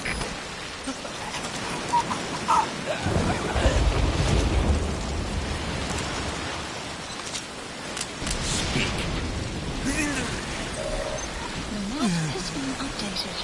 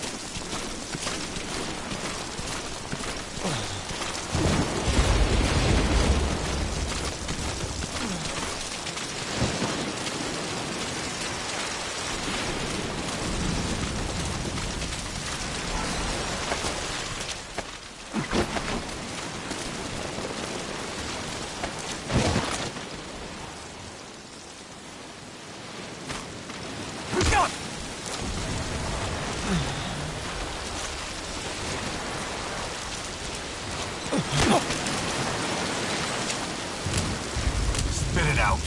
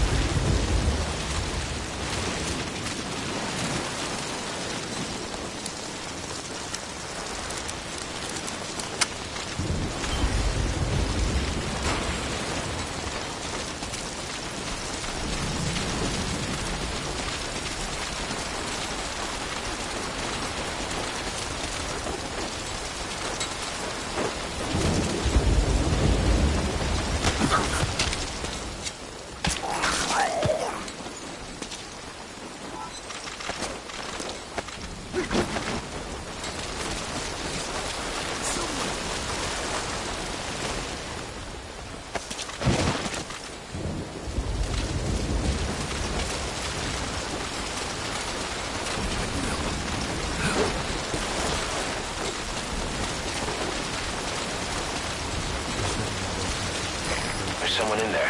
What do you plan on doing?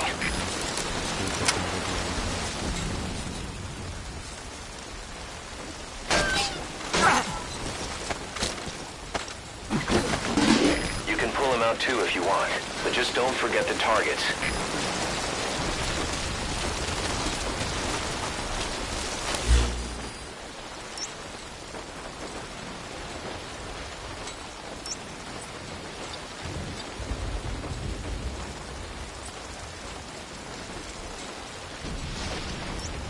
Marker placed.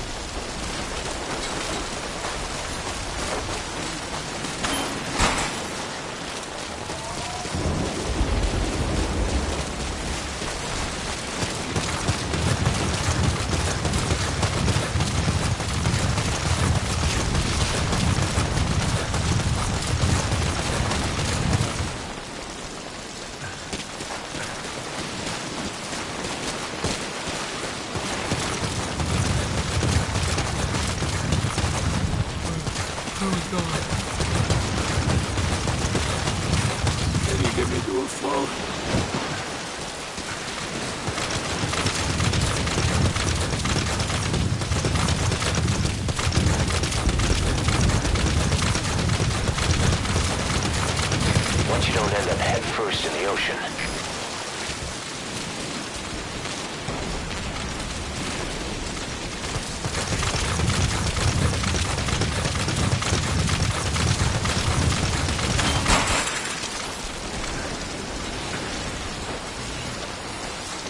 Another prisoner. Looks like he's alive.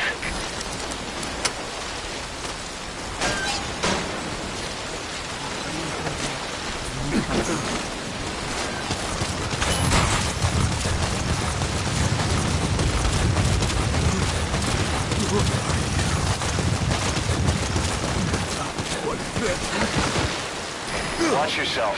If you let go, it's a long way down. Just move carefully when you come back.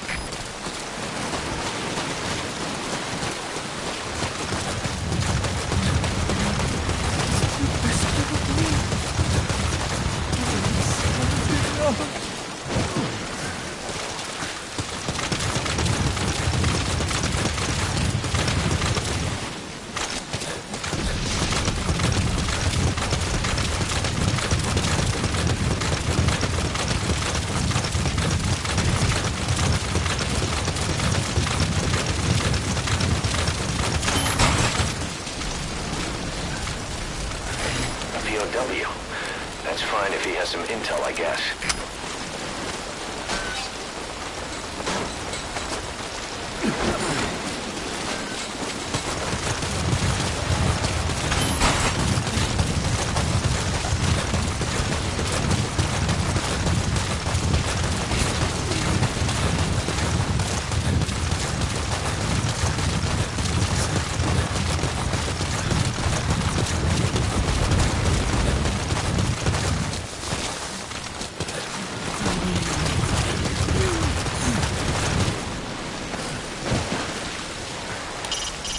Targets are in the old prison.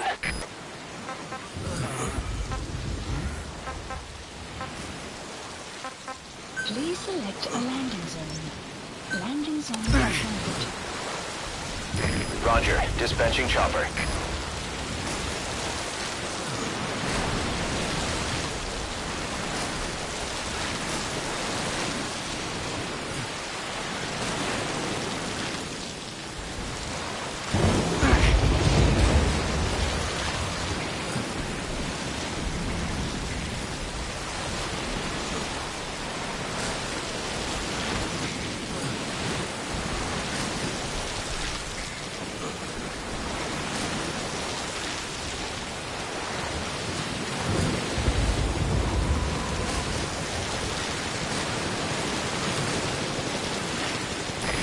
This is Morpho, arriving shortly at LZ.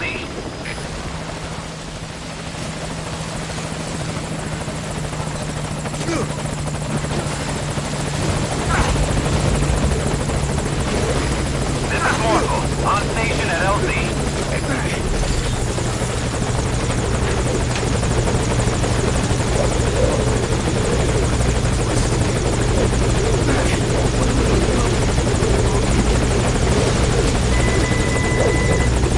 Target's inside. Is that it?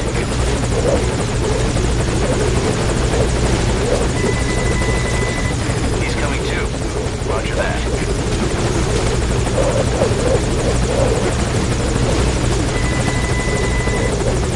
Okay, target is in.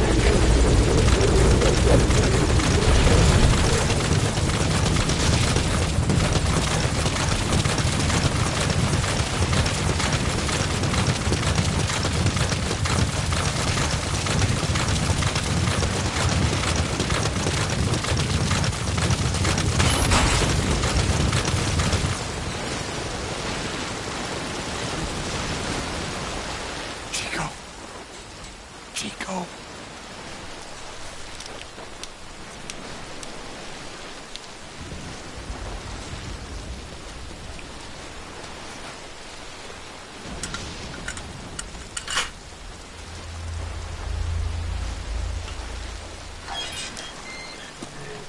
Chico, it's me. No! No! Go away! Go away! Get off me! Chico, Get off! keep it down. Go away!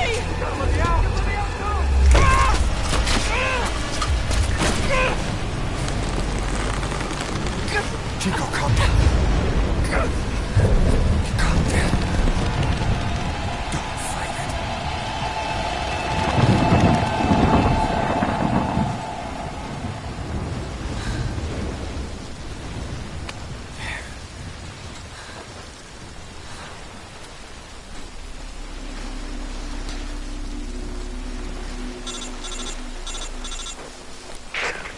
I got Chico. And Paz? Not here. Are you sure? Pretty sure. Is Chico able to walk? Hold on.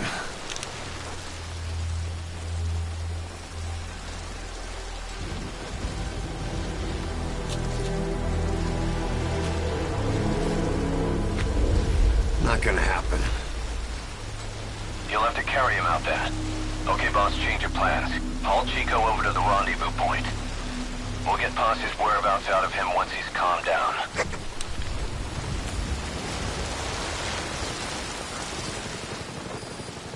Mission info has been updated. I've marked the RV on your map.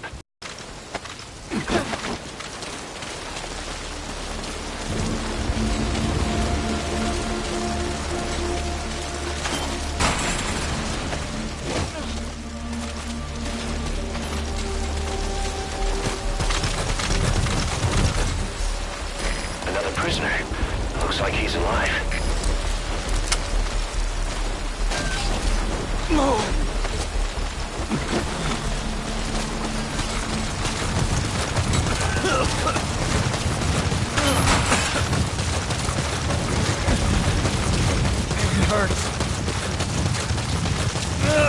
It hurts all over.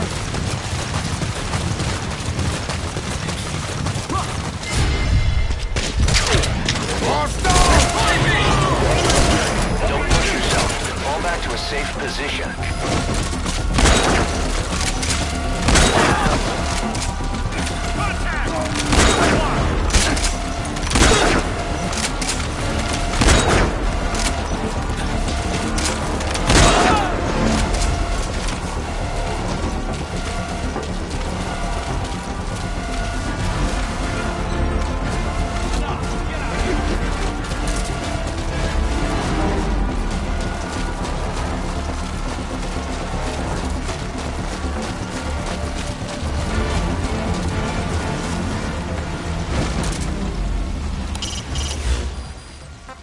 Please select a landing zone.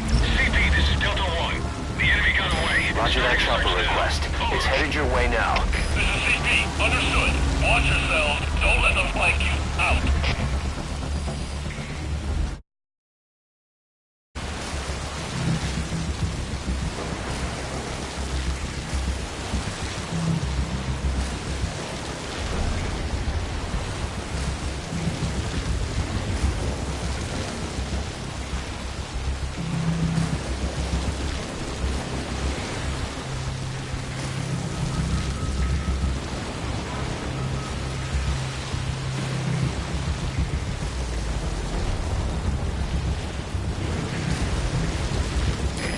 This is Morpho, arriving shortly at LZ.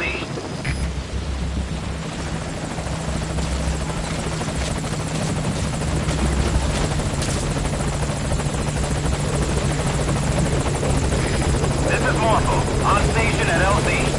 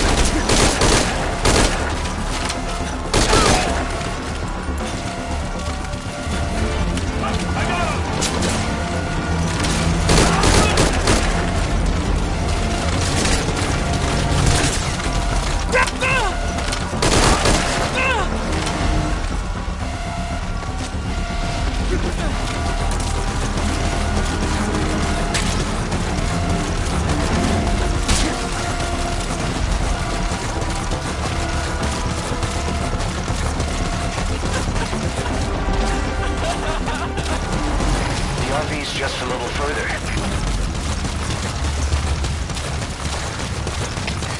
That's it. You're at the RV. The enemy got away. The enemy's trying to take you out. Find a place to hide the target. Understood. Search every corner. They gotta be around here somewhere. Out. Roger. Dispatching chopper.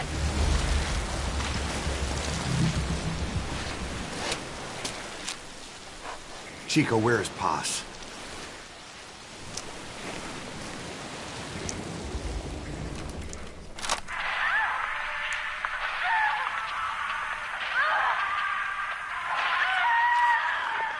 She's dead.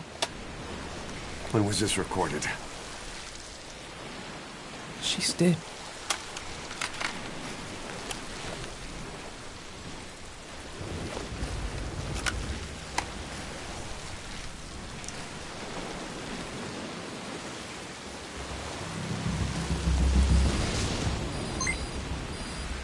Mission info has been updated.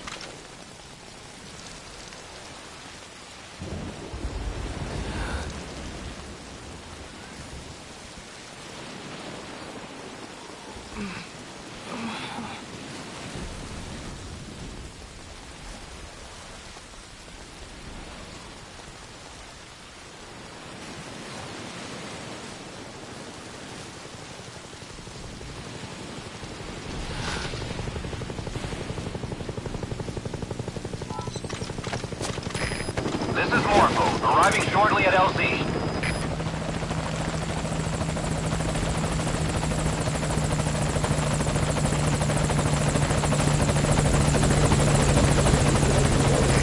This is Morpho, on station at LZ.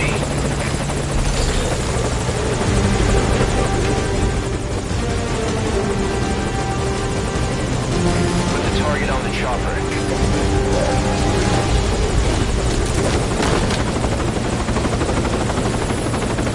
Chico's tape.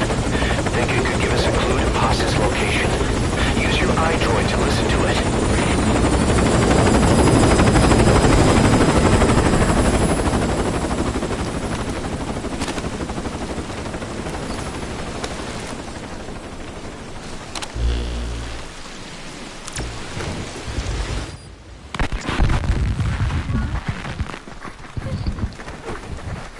Buzz!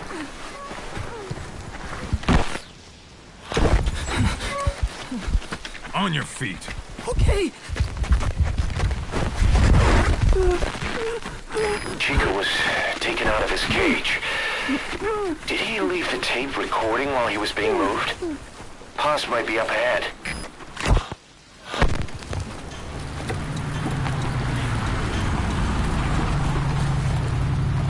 I hear vehicles. And a flag.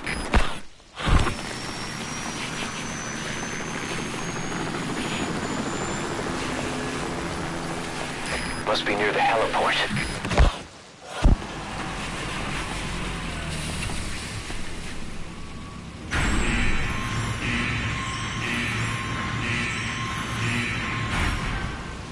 A gate.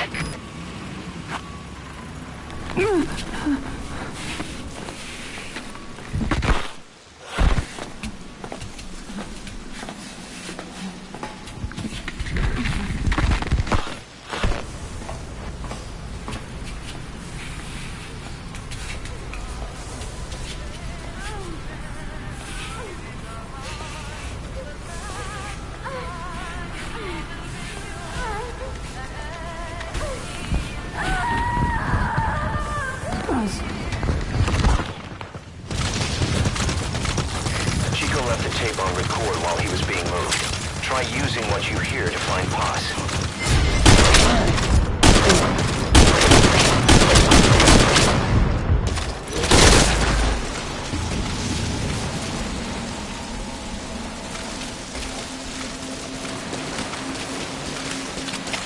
CP, this is Delta 9. We've got unidentified gunfire. Location unknown. Over. This is CP. Understood. All units, we may have intruders.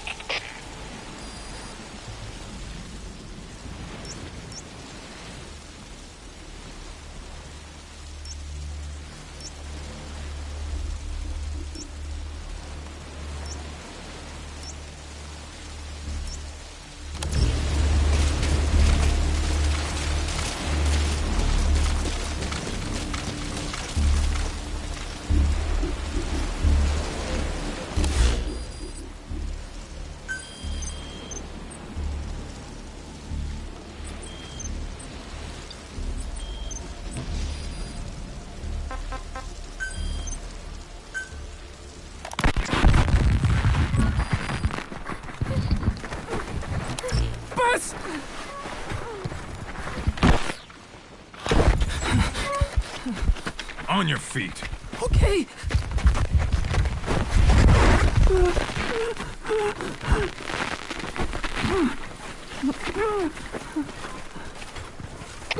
CP, this is Delta 2.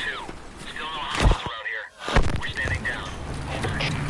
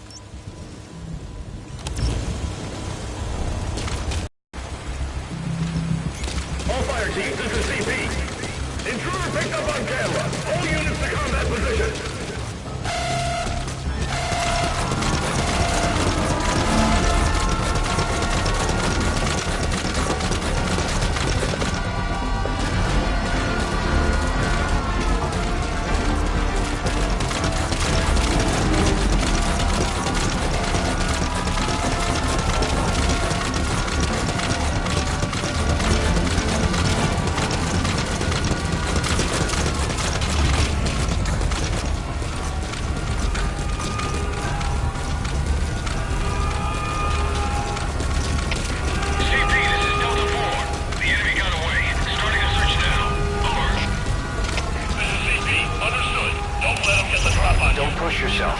Fall back to a safe position.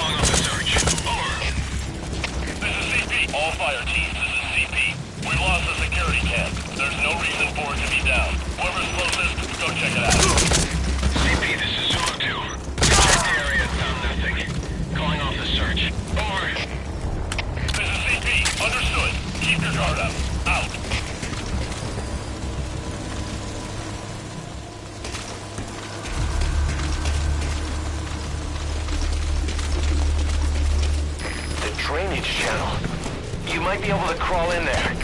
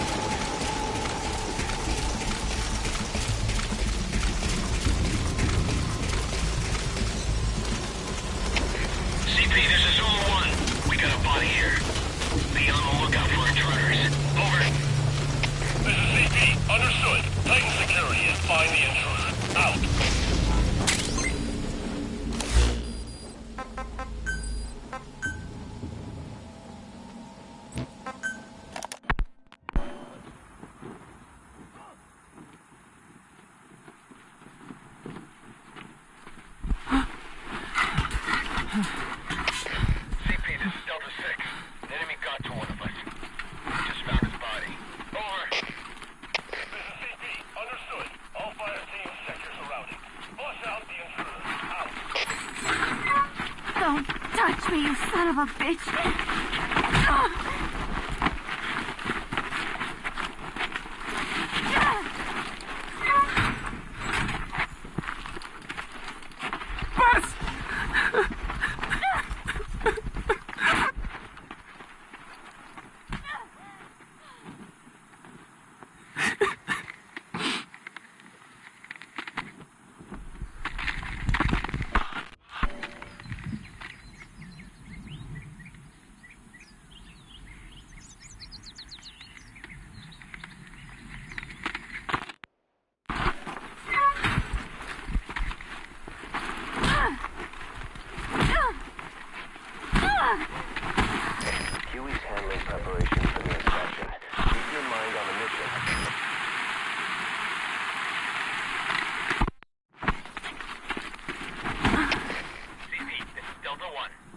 looks weak. We need her alive. Yes, sir. Stand down. Stand down. Return to your boat. Out.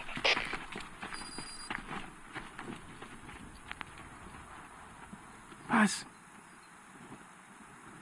Huh? You're back early today. Early? And the sun is still up.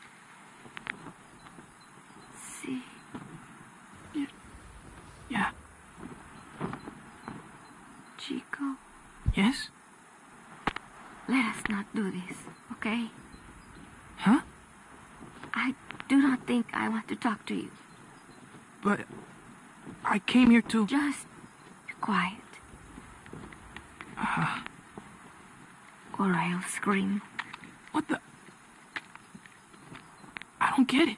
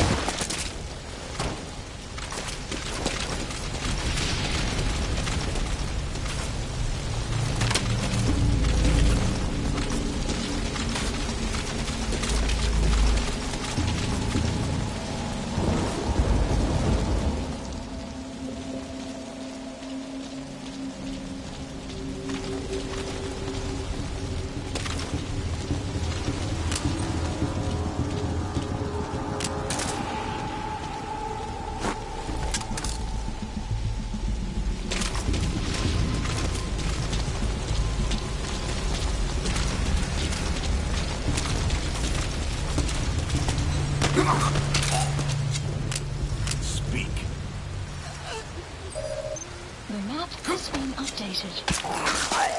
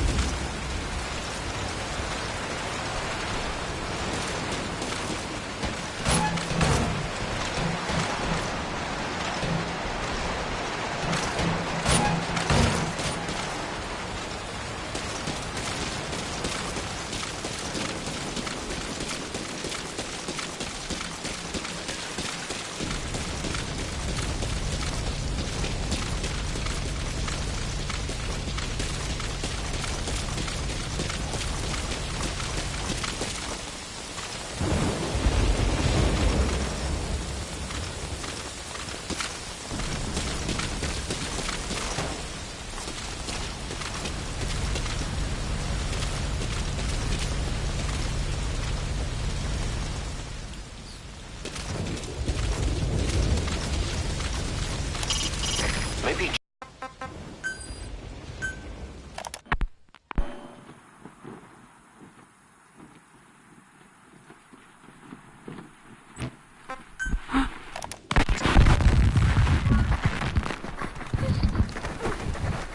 Bus!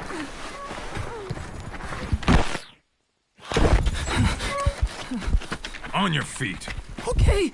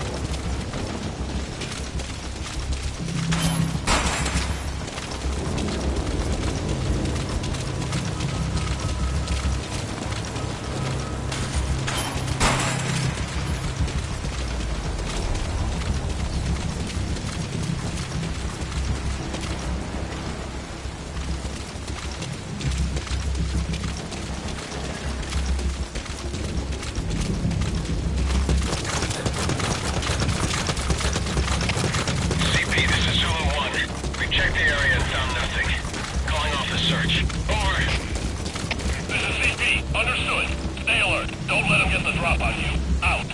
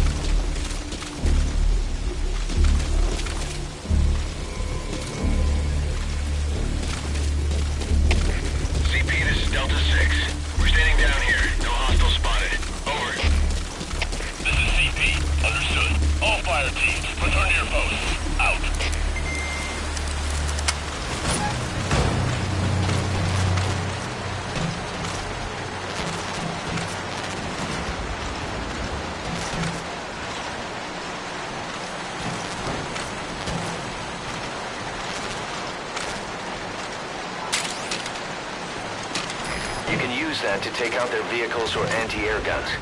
But you'll be broadcasting your position to the whole base. If you're gonna use it, be ready.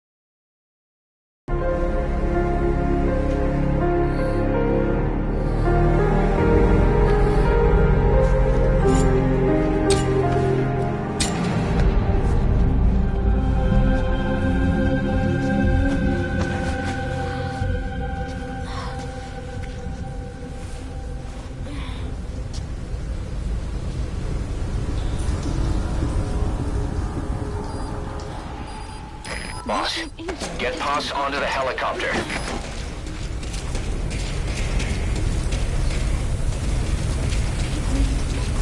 Hit me all you want.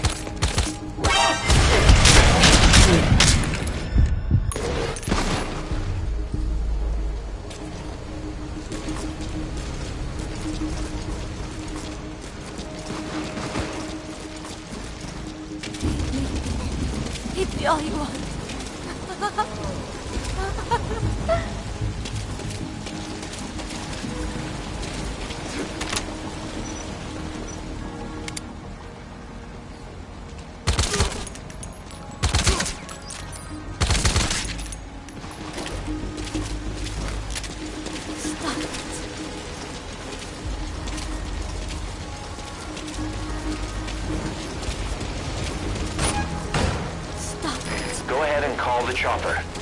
Keep an eye out for nearby enemies. They can try to shoot down the chopper.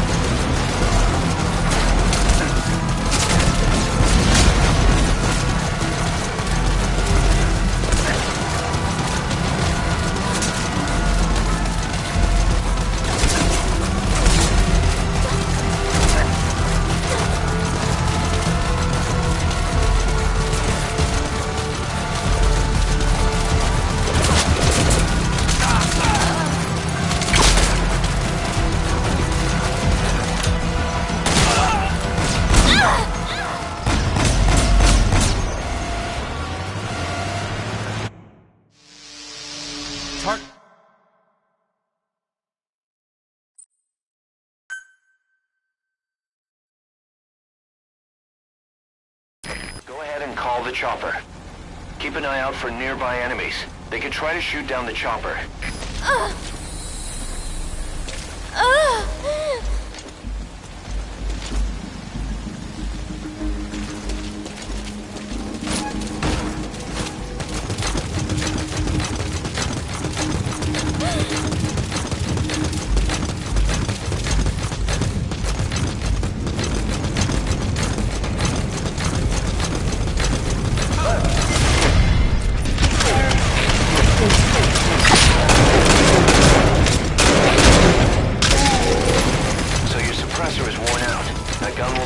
As any other now. If you have to shoot, be careful. Over. This is CP. Understood. All units, be on alert.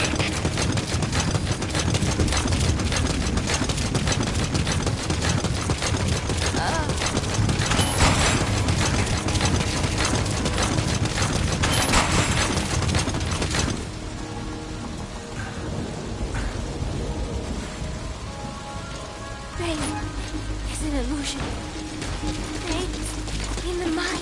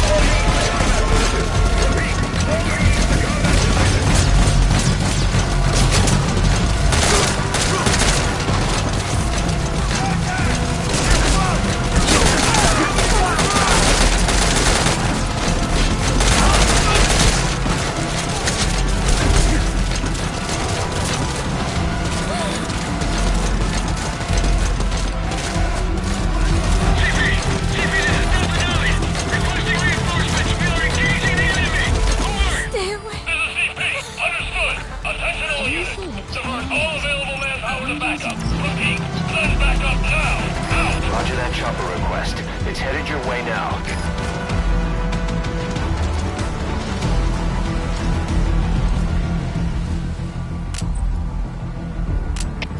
CP, this is Delta 2. Lost sight of the enemy. We're going to search the area. Over. This is CP. Understood. Watch yourselves. Don't let them flank you. Out.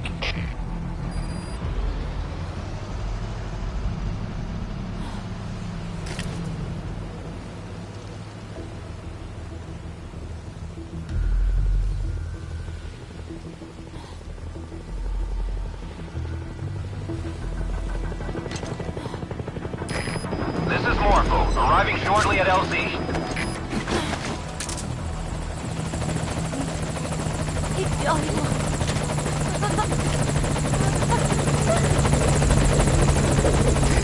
This is Morpho, on station at LZ.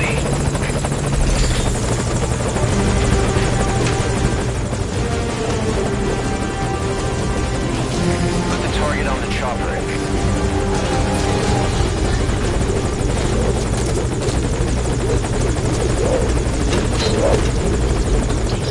All right, get in. Time to go.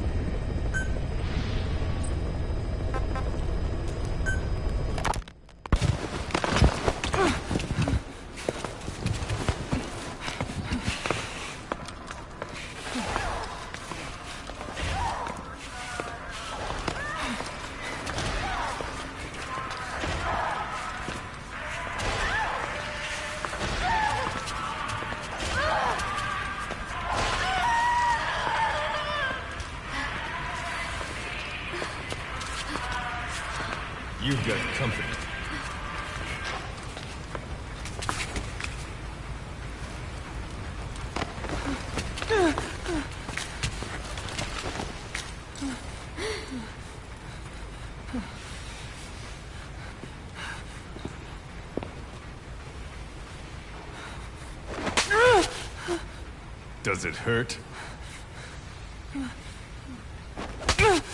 Talk. Talk!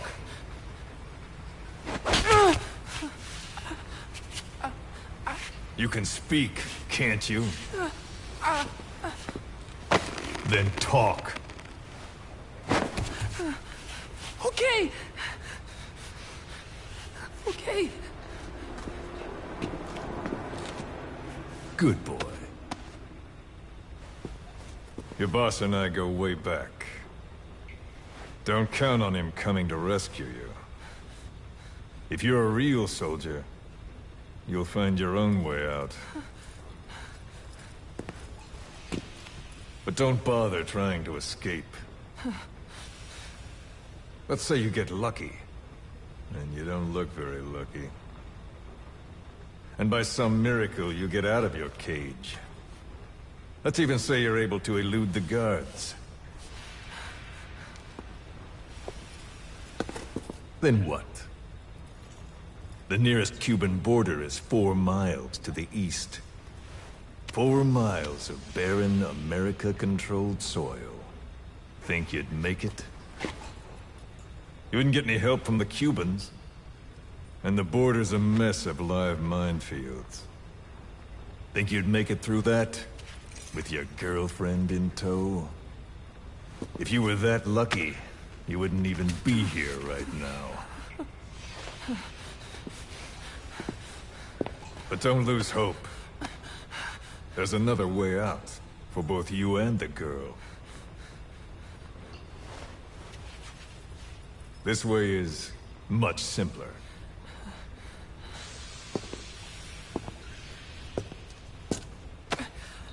I ask, you answer. Easy, right? Just tell me what you know. You're dumber than you look. Wasting your time torturing kids.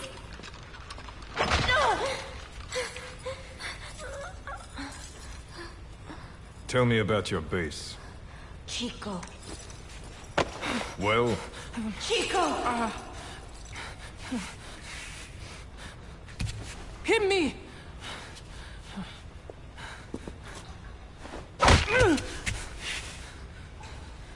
Again! Huh. Trying to impress the girl, little man? How cute. All right. Let's try something else.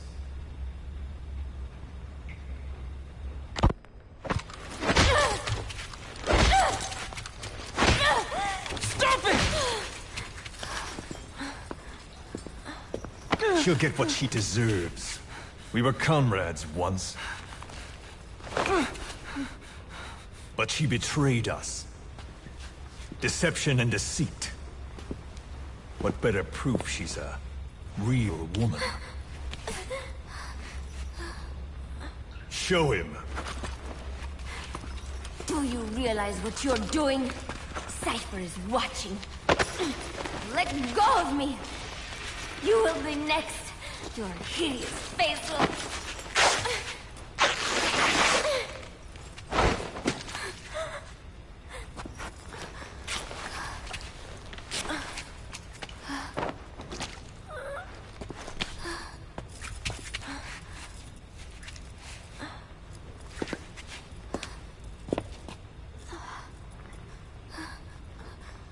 Repulsive, isn't it? Look. Look carefully.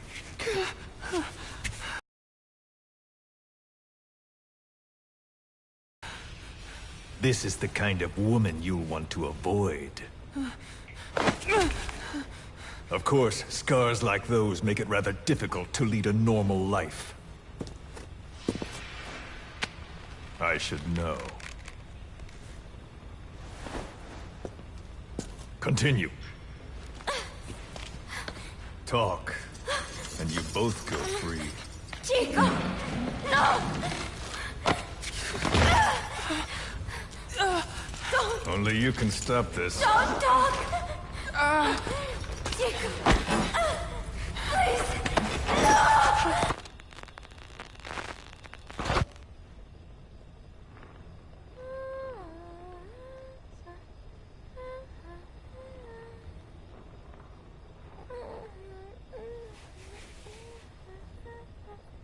Paz.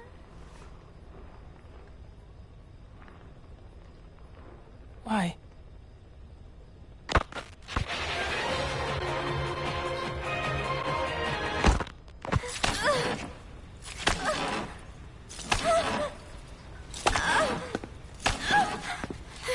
Move. Get up.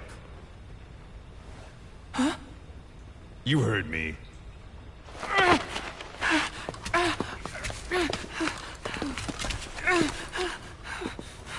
Do you like what you see? I said, do you like what you see? It's like fruit. Does she look sweet or sour? A man has to know these things. Time for a taste test. Either you take her now, or you're strung up next. Don't worry, Chico. No. No. It's okay. Chico, you won't hurt me. I don't. Get on with it. I can't. Chico. No. Come on.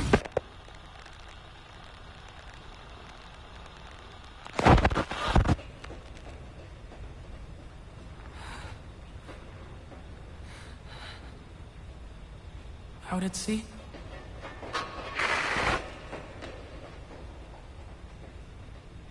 Staff of 300? But usually there's... Zeke.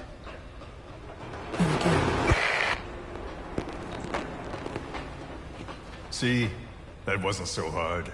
You got what you wanted. Are you satisfied? We're halfway there.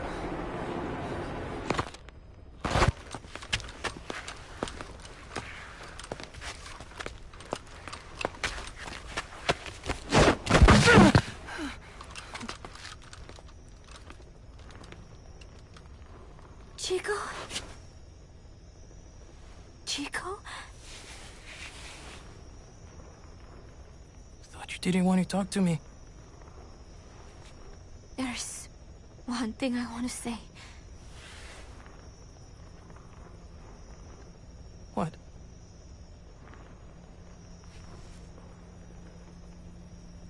I missed you, Chico.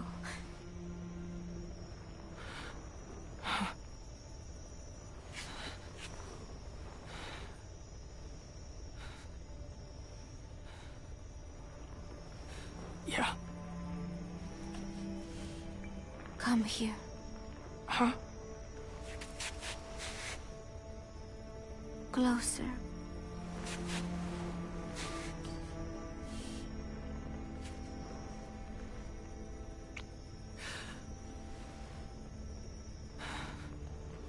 No.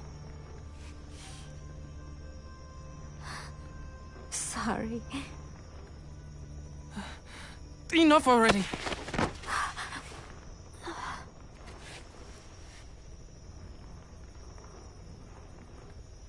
You want to do it here?